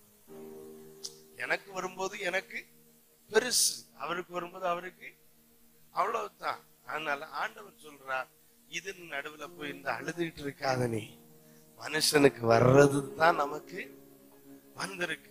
மனுஷனுக்கு வராத ஏதோ வேற்று கிரக வாசிக்கு வர்ற ஒண்ணும் உனக்கு ஒருவேளை, ஆமன், கோடி பேர்ல ஒருத்தருக்கு தான் இந்த வியாதி வரும் அப்படின்னாலும் கோடியில ஒருத்தருக்கு வரும்ல, வருமா வராத? அதனால யாரோ ஒருத்தருக்கு வர்றதுதான் எனக்கும் அந்த எத்தனை பேருக்கு அந்த அறிவு புரிஞ்சிச்சு? சிம்பிளா நான் சொல்றேன். ஒண்ணு, மனுஷனுக்கு வர்ற பிரச்சனை தான் எனக்கு. ரெண்டு, இந்த சோதனை நடுவுல நான் அறிய வேண்டிய இரண்டாவது ஒரு சத்தியம், தேவன் உண்மையுள்ளவராயிருக்கிறார். ஆமென். நான் ஆராதிக்கிறேன்ல, ஒரு ஸ்தோத்திரமாவது கர்த்தருக்கு சொல்றேனா இல்லையா? தேவ சமூகத்துல வர்ற எனக்கு அவர் பொய்யுரையாத தேவன். இந்த நேரத்துல நீங்க நினைக்க வேண்டியது, அவர் எனக்கு ஏதாவது வாக்குத்தத்தம் தந்திருக்கிறாரா? எனக்கு ஏதாவது எதிர்காலம் உண்டு என்னைக்காவது சொல்லி இருக்கிறாரா? பொதுவா நான் சொல்வேன், கர்த்தர் உங்களுக்கு ஒரு வார்த்தையை சொல்ற ஒரு தீர்க்கதரிசியை கொண்டோ உங்ககிட்ட நேரடியாக பேசுறாருன்னா ஒரு டைரியில அதை எழுதி வைக்கணும், டேட்டை போட்டு. இப்படி ஒரு தீர்க்க தரிசனம் எனக்கு உரைக்கப்பட்டிருக்கிறது, இப்படி ஒரு வாக்குத்தத்தத்தை கர்த்தர் எனக்கு தந்திருக்கிறார், இந்த வசனத்தை எனக்கு தந்திருக்கிறார். அப்போதான், ஏன்னா எப்பவுமே நம்ம மைண்ட்ல எல்லாம் ஞாபகத்துல நிக்காது. ஆமே, நேத்தை கேட்டது இன்னைக்கு என்னை பொறுத்த அளவுல அப்படித்தான். ஆமா, எனக்கு ஒரு பாஸ்டர் உண்டு, அவர் என்கிட்ட சொல்லுவார். ஆமே, சில இடத்துக்கு போதுக்கு பாஸ்டர் லொகேஷன் அனுப்புங்கன்னு சொல்லுவார். சொல்லிக்கிட்டு திருப்ப ஒரு வார்த்தை சொல்லுவார், உடனே அனுப்பிடுங்க, மறந்துடாதீங்க அப்படிம்பார். அப்படின்னா நான் அடிக்கடி என்ன செய்துடுறேன், மறந்துடுறேன். அப்போ எழுதி வைக்கும் போது நம்ம பிரச்சனை வர்ற நேரத்துல அந்த வசனத்தை எடுத்து வாசிச்சா இல்ல அதை திருப்பி பார்த்தா ஒரு தைரியம் வரும், இதுக்கு மேல எனக்கு ஒரு எதிர்காலம் இருக்கிறது. ஏன்னா என் தெய்வம் பொய்யுரையாத தெய்வம், அவர் உண்மை உள்ளவர். ஆமென். மனுஷன் வாக்கு மாறலாம், அவர் வாக்கு மாறுவதே. ஆமென். நல்ல திரும்பவும் தெளிவா தேவ சத்தத்தை உங்களுக்கு சொல்றேன். தேவன் ஒரு பொழுதும் யாரையும் சந்தோஷப்படுத்துறதுக்கு வார்த்தையை சொல்றதே இல்ல. எத்தனை பேருக்கு புரியுது? சந்தோஷப்படுத்துறதுக்கு வார்த்தை சொல்றதுன்னா புரியுதா உங்களுக்கு? இப்ப என் பிள்ளை வருவான். ஆமா, எனக்கு 3 பிள்ளைகள் இருக்கிறாங்க. இப்போ அதுல மூத்தவன் பயங்கரமான ஆள் வந்து, ஆமா, ஏன்னா நான் வீட்டுல இருக்கிறதே அரிது. நான் இப்படி சுத்திட்டே இருப்பேன், நைட்டும் பகலும் இப்படி டிராவல்லே இருப்போம். ஆமே, இன்னைக்கு 3 நாள் ஆச்சு. ஆமே, அவங்கள சரியா பார்த்து. ஏன்னா ஆமே, வெள்ளிக்கிழமை பகல்ல ஒரு கூட்டத்துக்கு போயிட்டு, இரவு ஆல் நைட் ப்ரேயர் போயிட்டு, நேற்றைக்கு பகல்ல ஒரு கூட்டம் போயிட்டு, நைட் ஒரு மீட்டிங் போயிட்டு, காலையில இன்னைக்கு 4 மணிக்கு கிளம்பி ஒரு ஆராதனை முடிச்சாச்சு, இங்க வந்தாச்சு, இனி அடுத்து இப்படி போயிடுறேன். அப்போ அவன் அடிக்கடி வந்து கேட்பான், என்ன எங்கேயாவது என்ன செய்யுங்க, கூட்டிட்டு போங்க அப்படின்னு. அப்படியே பிடிச்சு வச்சுட்டு, ஒன்னும் நினைக்காத, சீக்கிரத்துல ஒன்னு என்ன செய்யறேன், ஒரு நாள் ஒன்னு கொடைக்கானல் கூட்டிட்டு போறேன் அப்படின்னு. கொடைக்கானல்ல போன ஒரு ஃபீல் என்ன செய்யுது, சந்தோஷம். என்னையும் விட்டுறான், அவனும் எப்படி இருக்கிறான்.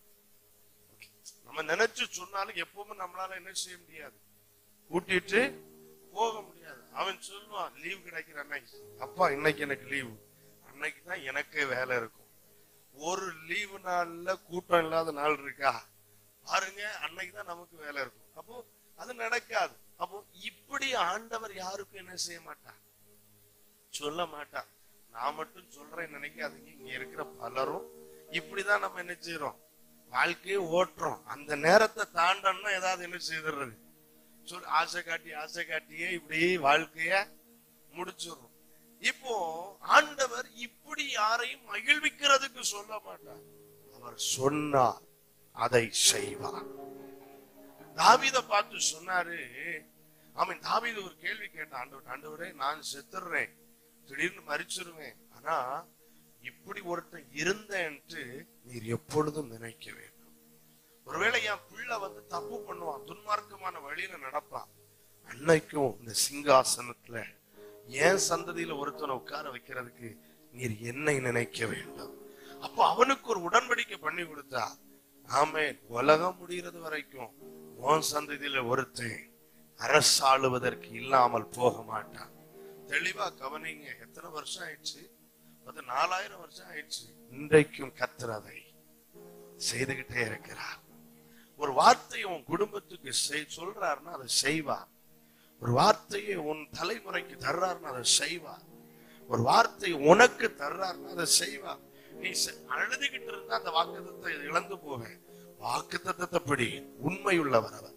ஆண்டவரை நீர் உண்மை உள்ள, அவரை துதிச்சு பாரு, நீர் உண்மை உள்ளவர் ஆண்டவரை, நீர் பொய்யிறைய மாட்டீங்க, பொய் சொல்ல மாட்டீங்கப்பா, இப்படி ஒரு வாக்குத்தத்தத்தை எனக்கு தந்திருக்கீங்க, இத நான் நம்புறேன்ப்பா, இந்த சூழ்நிலைமை நான் கடந்து செல்லுவேன்.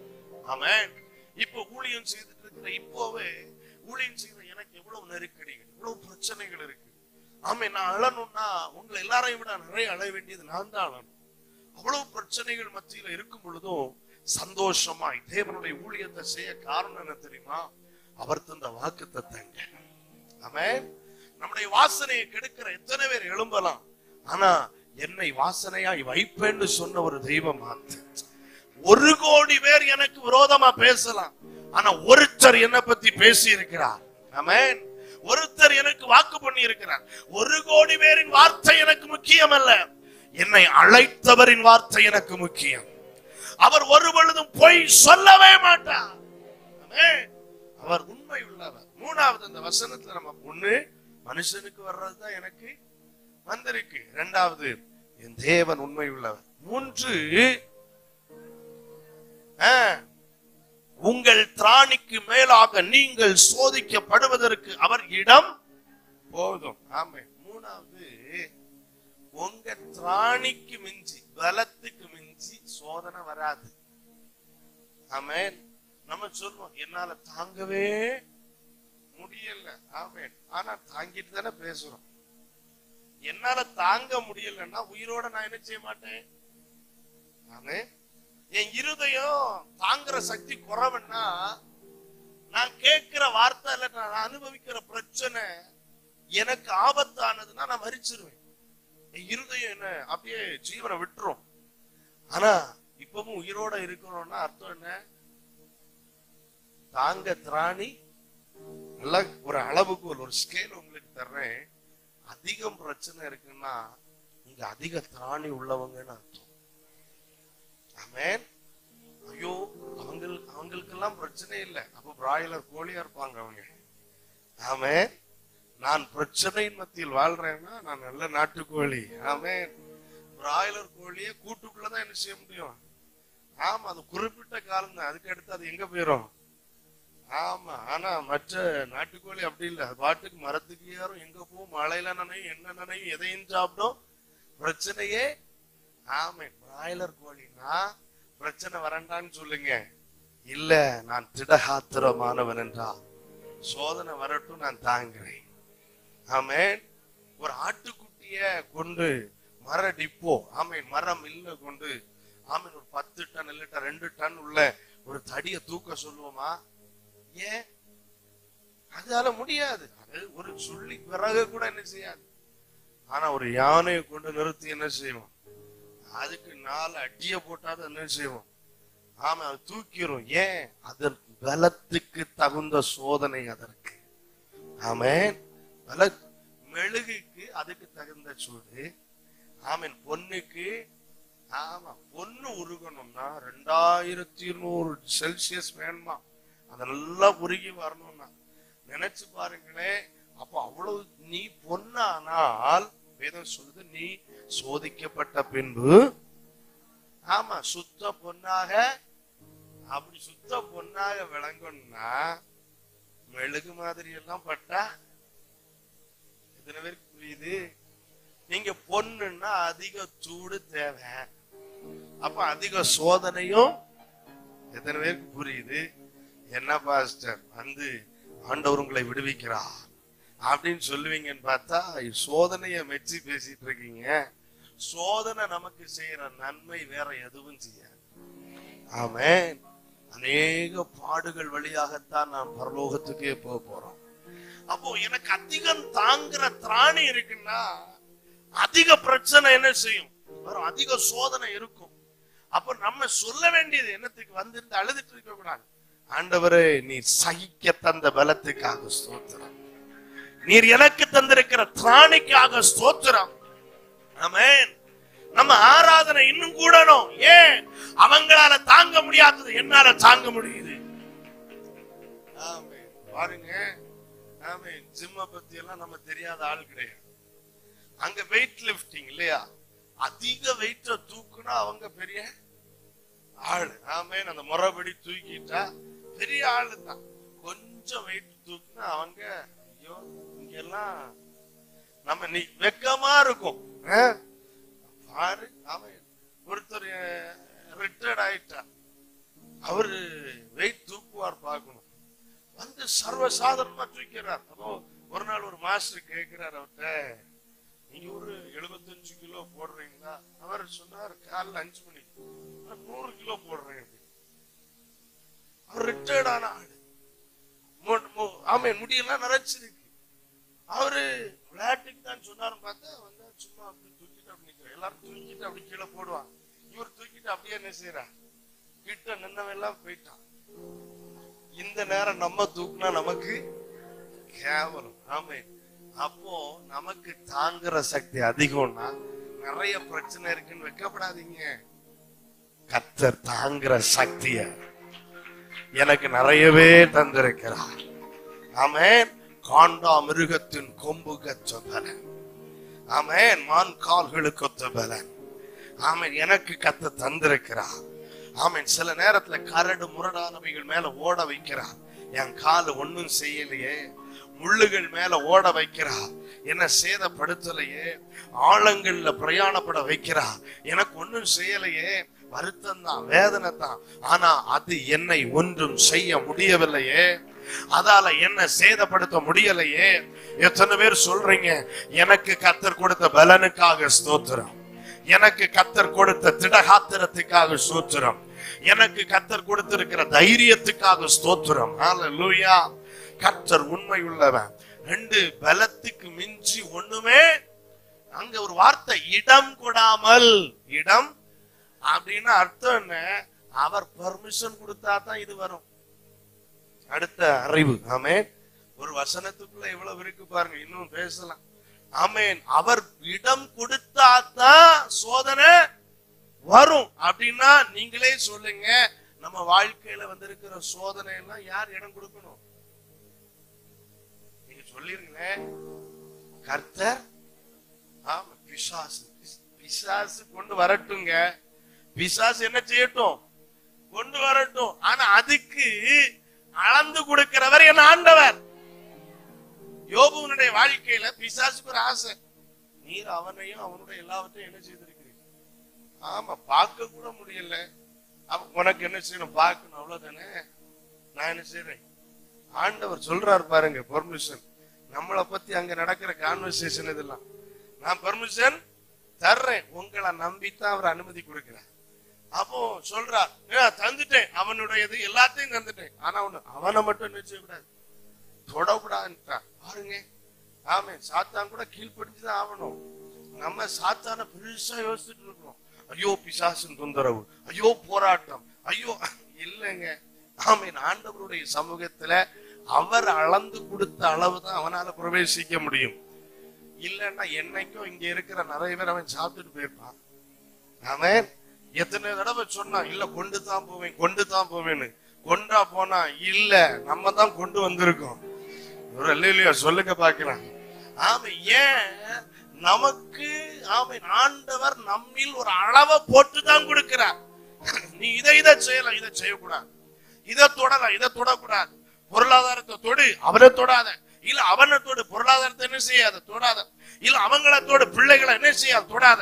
அப்படின்னா எல்லையை குறிக்கிறவரே ஆண்டவர்.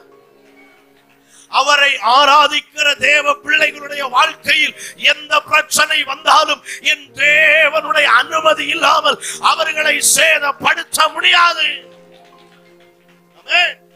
அடுத்து என்ன நடக்கு? பிசாசு திருப்பி வர்றான். ஆண்டவரே, அவன் கல்லு மாதிரி இருக்கான், செய்யவே மாட்டீங்க ஆண்டவரே. ஏன்? ஆமென். பிள்ளைகள் போயாச்சு, சொத்துக்கள் போயாச்சு, எல்லாம் போயாச்சு. இப்பவும் எப்படி இருக்கான்? ஆமென். அப்பதான் ஆண்டவர் சொன்னார், என்ன ஜென்ம செய்துக்க, ஜீவனை மட்டும் என்ன செய்யாத. அப்போ அவர் யோபு கொஞ்சம் பலன் உள்ள நபர் தான். ஆமே, நம்ம என்ன அப்பவே சொல்லியிருக்கோம், இந்த இயேசுவை தேடி வந்ததுக்கு வேற எங்கேயும் என்ன செய்திருக்கலாம், போயிருக்கலாம். யோபு அப்படின்லாம் சொல்லல. அப்போ ஃபர்ஸ்ட் மனைவி வந்து ஆமே, நோயெல்லாம் வந்துச்சு சரீரத்துல. பார்த்தார், ஒண்ணும் இல்ல.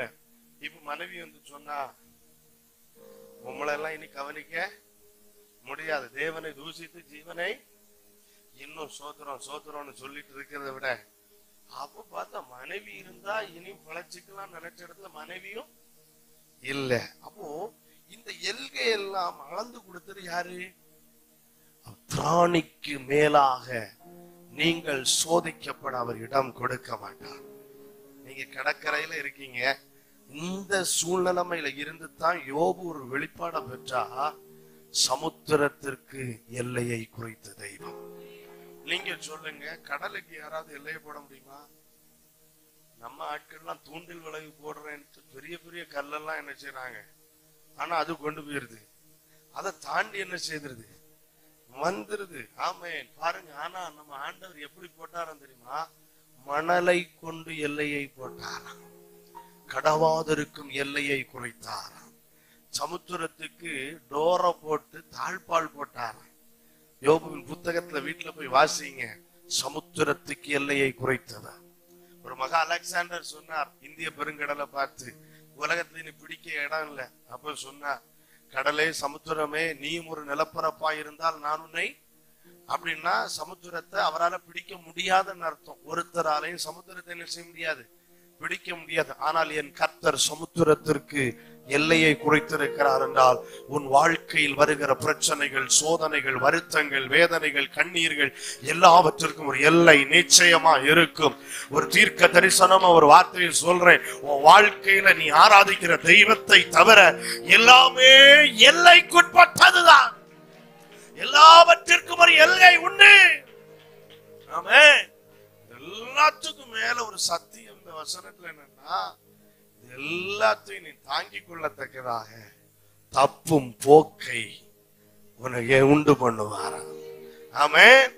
கொஸ்டின் பேப்பரை தரும்போதே எங்கேயோ ஆன்சர் அதுல இருக்கும், அத கண்டுபிடிச்சு போகணும். அழுதுட்டு செய்யக்கூடாது. ஆமா, நான் டீச்சர், அதனால அவன் இப்போ ஒரு பைபிள் காலேஜ்ல எக்ஸாம் நடந்துட்டு இருக்கு. இன்னைக்கு முடிச்சுட்டு நேரா நான் ஒரு எக்ஸாம் காலுக்கு தான் போறேன். இப்போ சிலர் நல்லா படிக்கிறவங்க என்ன செய்வாங்க அப்படின்னா, ஆமீன், கொஸ்டின் பேப்பரை பார்த்த உடனே சிலர் புரியாதா அப்படியே பார்த்துட்டு அழுதுகிட்டே இருப்பாங்க. சிலர் நல்லா படிச்சிருப்பாங்க, எனக்கு தெரியும், அவங்க தான் நல்லா படிக்கிறாங்க. ஆனா கொஸ்டின் மெத்தட டீச்சர்ஸ் நாங்க வந்து கொஞ்சம் வித்தியாசமா தான் கொஸ்டின் என்ன செய்வோம். ஆமீன். முதல்ல ஐடியா கொடுத்துருப்போம், இப்படி இப்படி ஆமீன் இந்த பகுதிகள்ல இருந்தெல்லாம் நீங்க படிங்க அப்படின்னு. ஆனா கொஸ்டின் எடுக்கும்போது, நான் கொஸ்டின் எடுக்கும்போது ஒரு கொஸ்டினே 5 லைன் இருக்கும். எத்தனை லைன்? எஸ்ஏ மாதிரியே இருக்கும். என் ஒய்ஃப் கேட்பா, இத பார்த்து நீ அவங்க ஒரு ஆன்சர் எழுதணுமா அப்படின்னு. அவ்வளவு பெருசா இருக்கும் கொஸ்டின். ஆமீன். இப்போ அந்த கொஸ்டினை பார்த்த உடனே ரொம்ப ஈஸியா தான் இருக்கும், ஆனா அதை பார்த்த உடனே அப்படியே அழுதுகிட்டே இருப்பாங்க. சிலர் துக்கத்தோட இருப்பாங்க. ஆனா ஈஸி, அவங்க படிச்சது அவங்களுக்கு தெரிஞ்சிருக்கும். ஆனா சிலர் படிக்கவே மாட்டாங்க. பேப்பரை கொடுத்த உடனே என்ன செய்வாங்க, என்ன எழுதுவாங்க நமக்கே. போன வாரத்துல ஒட்டு எழுதுறான் எல்லாரும் தமிழ்ல எழுதுனாங்க, அப்படியே இருக்காங்க. ஆனா இவன் இங்கிலீஷ்ல வேற எழுதுறான். வாங்குறான் 30 பேப்பர் எக்ஸ்ட்ரா. ஆமா, அதை நீ படிக்கணும்னா நான் தனி டிக்ஷனரி எல்லாம் போட்டுதான் படிக்கணும் நீ. அப்போ அவன் படிக்காத ஆள் என்ன செய்திருக்கிறான், எழுதி இருக்கிறான். படிக்கிறதில் எனக்கு தெரியும் அவனை. ஆமா, படிக்க மாட்டான், ஆனா எழுதுறது பக்கம் பக்கமா எழுதி இருக்கான். ஒரு பக்கத்துக்கு 1 மார்க் போட்டாலும் என்ன செய்திருவான். ஆனா ஒரு ஆள் இருட்டபடியே படிச்சுட்டு தெரிஞ்சுக்கிட்டு அழுதுகிட்டு இருக்கு, அது என்ன செய்திருவோம், ஃபெயில் ஆயிரும். ஏன்னா எங்க மார்க் போடுறது, போடவே முடியாத. இப்படித்தான் வாழ்க்கையில நிறைய பேர் தப்புறாங்க. உங்களுக்கு சோதனை வரும்போது அதுல தப்பிக்கொள்ற ஒரு போக்கு இருக்கு, அத கண்ணை திறந்து பாருங்க. ஆகாருடைய கண் திறந்து பார்த்தது போல பாருங்க. ஆமென். இஸ்ரவேல் ஜனம் இந்த இடத்துல வருவாங்கன்னு தெரிஞ்சு பல யுகங்களுக்கு முன்னாகவே யாருக்கும் காட்டாமல் பாதையை கர்த்தர் சமுத்திரத்துக்குள்ள மறைத்து வைத்திருந்தார். இஸ்ரவேல் ஜனங்கள் இந்த இடத்துல வந்து தண்ணீர் இல்லாம இருப்பாங்க என்று சொல்லிட்டு அந்த இடத்துல கண்மலைக்குள்ள தண்ணீரை யுகங்களாய் அடைத்து வைத்திருந்தார். இஸ்ரவேல் ஜனங்கள் இந்த இடத்துல வருவாங்கன்னு தெரிஞ்சிட்டு யோர்தானுக்கு அன்னைக்கே கட்டளை இட்டிருந்தார். ஆமென். யோனா ஒரு நாள் கீழ்ப்படியாமல் இந்த இடத்துல வருவான். இந்த இடத்துல தூக்கி போடும்போது இந்த மீன் அவனை விழுங்கணும்னு மீனை ஆயத்தப்படுத்தி வைத்திருந்தார். இன்னும் தெளிவான கர்த்தருடைய வார்த்தையை திருச்சபைக்கு சொல்லுகிறேன், தேவன் உங்கள் மேல் வைத்த திட்டத்தில் ஒரு வினாடி கூட மாறுவதில்லை. நீங்கள் தாமதம் என்று நினைக்கிறீர்கள், ஆனால் கர்த்தர் சொல்லுகிறார் ஒரு வினாடி கூட மாறுறதில்லை. யோனாவை தூக்கி போடும்போது அந்த மீன் மட்டும் யோனாவை போல கீழ்ப்படியாம இருந்திருந்தா என்ன இருக்கும், கடலுக்குள்ள போயிருப்பார். வாயை திறக்க சொல்லும் போது அதை என்ன செய்திருக்கணும்? ஆமென். இவ்வளவு பெரிய மீனையே அவர் கீழ்ப்படிய வச்சாருன்னா நம்ம வாழ்க்கையில வர்ற பிரச்சனை எல்லாம் சர்வ சாதாரணம்ங்க. எத்தனை பேர் புரியுது? அப்ப சோதனையோடு கூட அதுக்கு தப்பி கொள்ளுகிற போக்கை கர்த்தர் ஏற்படுத்துகிறார். அப்ப பக்கத்துல கை கொடுத்து சொல்லுங்க, இனி நீங்க அழாதீங்க. ஒரு வசனத்தை வாசித்து நம்ம முடிச்சிருவோம்.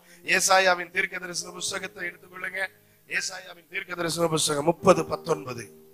ஏசாயாவின் தீர்க்கதரிசன புஸ்தகம் 30வது அதிகாரம் 19வது வசனம். சியோனை சேர்ந்த ஜனங்கள் இனி நீ, பக்கத்துல கை கொடுத்து சொல்லுங்க, இனி நீ அழுது கொண்டிராய். என்னன்னு தெரியல, நான் உங்ககிட்ட பேசணும்னு நினைச்சது எழுப்புதலை பத்தி தான் பேசணும்னு நான் முடிவு பண்ணிருந்தேன். கர்த்தர் என் வாயை மாத்தி விட்டுட்டார். ஆமென். அவர் அழாதேன்னு சொல்றார், யாருன்னு தெரியல. ஆமென். ஊழியத்துக்கும் திருச்சபைக்கும் குடும்பங்களுக்கும் சொல்ற வார்த்தை, இனி நீ அழுது கொண்டிராய். அழாம என்ன நடக்கணும் அதை பாரு, நான் உன் கூட இருக்கிறேன். யார் வேணாலும் என்ன வேணாலும் சொல்லட்டு, டோன்ட் worry about that.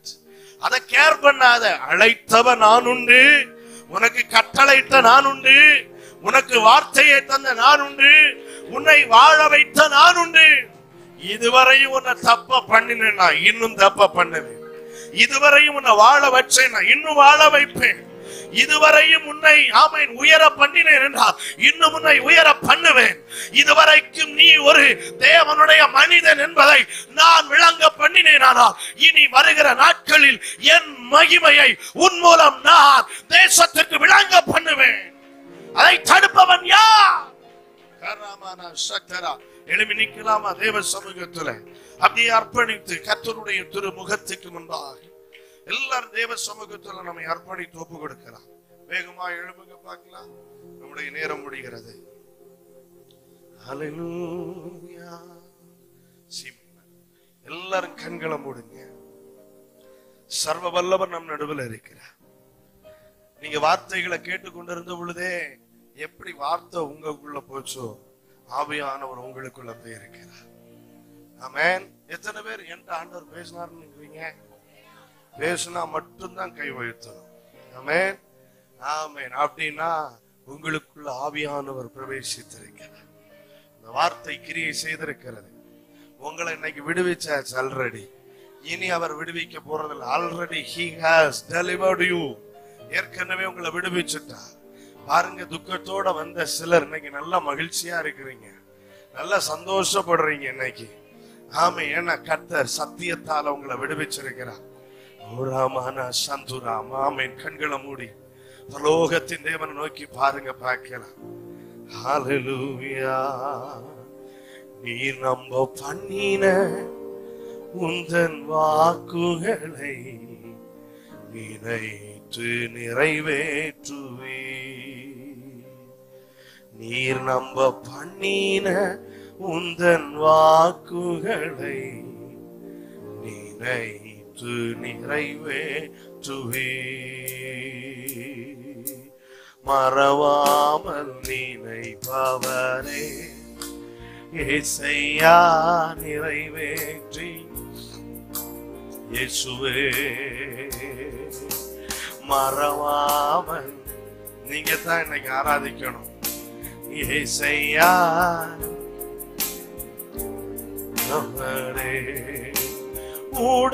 உடன்படிக்கையின் தேவன், உண்மையில் பிசகாதவர். உடன்படிக்கையின் தேவன், உண்மையில் பிசகாதவர். தாவீதுக்கு நான் பொய் சொல்லே என்று சொல்லி சொன்னதை நிறைவேற்றுவே. தாவீதுக்கு நான், ஆமா, அவர் பொய் சொல்லவே மாட்டார். உங்களுக்கு சொன்னதை உங்களை நிறைவேற்றி தான் அனுப்புறேன். கரங்களை உயர்த்தி மறவாமல் இசையா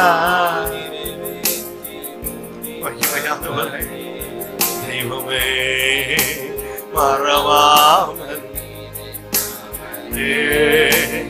இசையா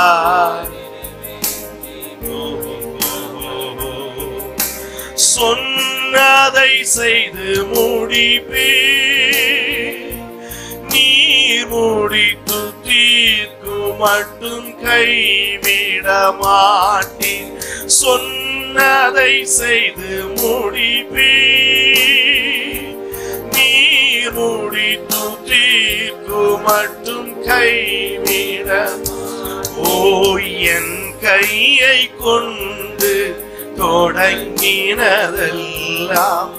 என் கையை கொண்டே இனி நீ அழுது கொண்டுராய் என் கையை கொண்டு நீ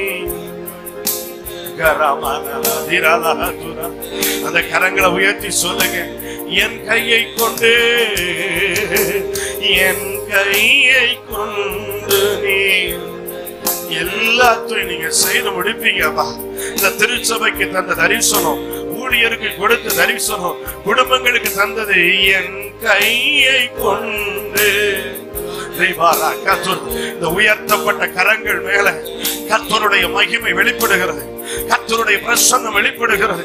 உன் குடும்ப வாழ்க்கையை குறிச்சு நீ கலங்கிட்டு இருக்கிற, என்னால என் குடும்பத்தை காப்பாற்ற முடியுமான்னு கேட்கிற, உன் கையை கொண்டு கர்த்தர் தொடங்கின உன் கையை கொண்டு நான் நிறைவேற்றி தருவேன்னு கர்த்தர் சொல்லுகிறார்.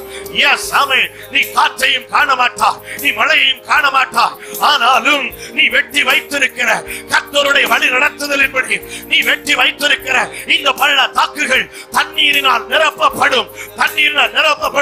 கர்த்தருடைய அக்கினி, கர்த்தருடைய மகிமை, கர்த்தருடைய அக்கினி இந்த இடம் முழுவதை நிரப்புகிறது. இப்ப கரங்களை தட்டி வாய்களை திறந்து அபிஷேகத்து நிறைவோடு கூட எஸ் எஸ் பெற்றுகள் மகிமை. இனி நீ அழுது கொண்டிராய். அக்கினி அக்கினி. Oh Jesus, touch in Jesus name. இயேசுவின் நாமத்தில்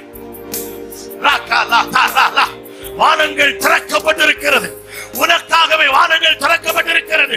முடிந்தது என்று சொன்ன உனக்காக வானங்கள் திறக்கப்பட்டிருக்கிறது. பெற்றுகள் அக்கினி. Yes yes. மகிமை மகிமை மகிமை. சிலர மகிமை நிரப்புகிறது, சிலர மகிமை நிரப்புகிறது. எஸ் மகிமை மகிமை மகிமை. வேறொரு மனிதர்களாய் இந்த இடத்திலிருந்து போக போறீங்க. சுமந்து கொண்டு வந்த சில துக்கங்களை நீங்க விட்டுட்டு போக போறீங்க. பலவீனங்களை மறந்து போக போறீங்க. வியாதிகளை மறந்து போக போறீங்க. Yes yes yes. மருத்துவர்கள் சொன்னது சிலருக்கு மறக்கப்படுகிறது.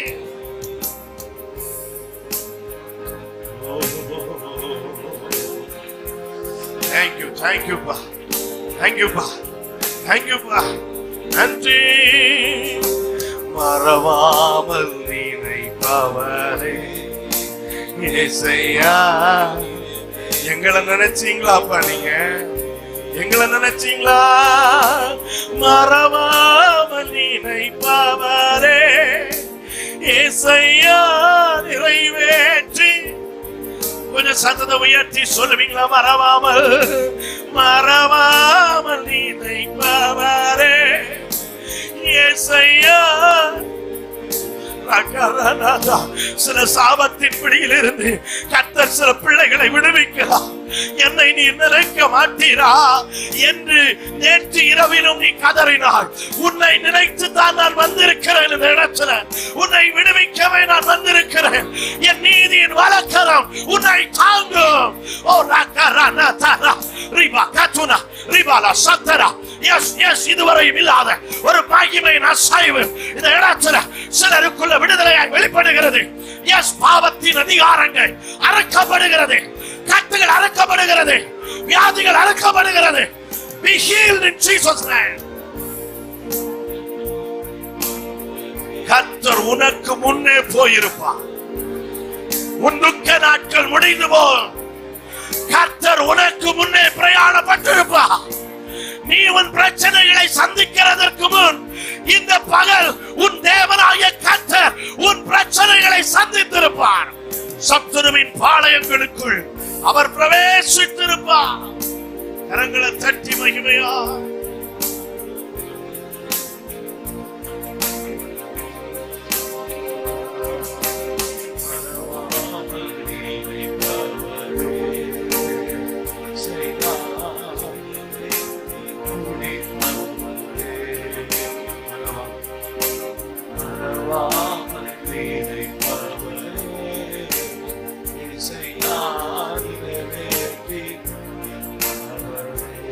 கைகளை உயர்த்தி வரவாமல்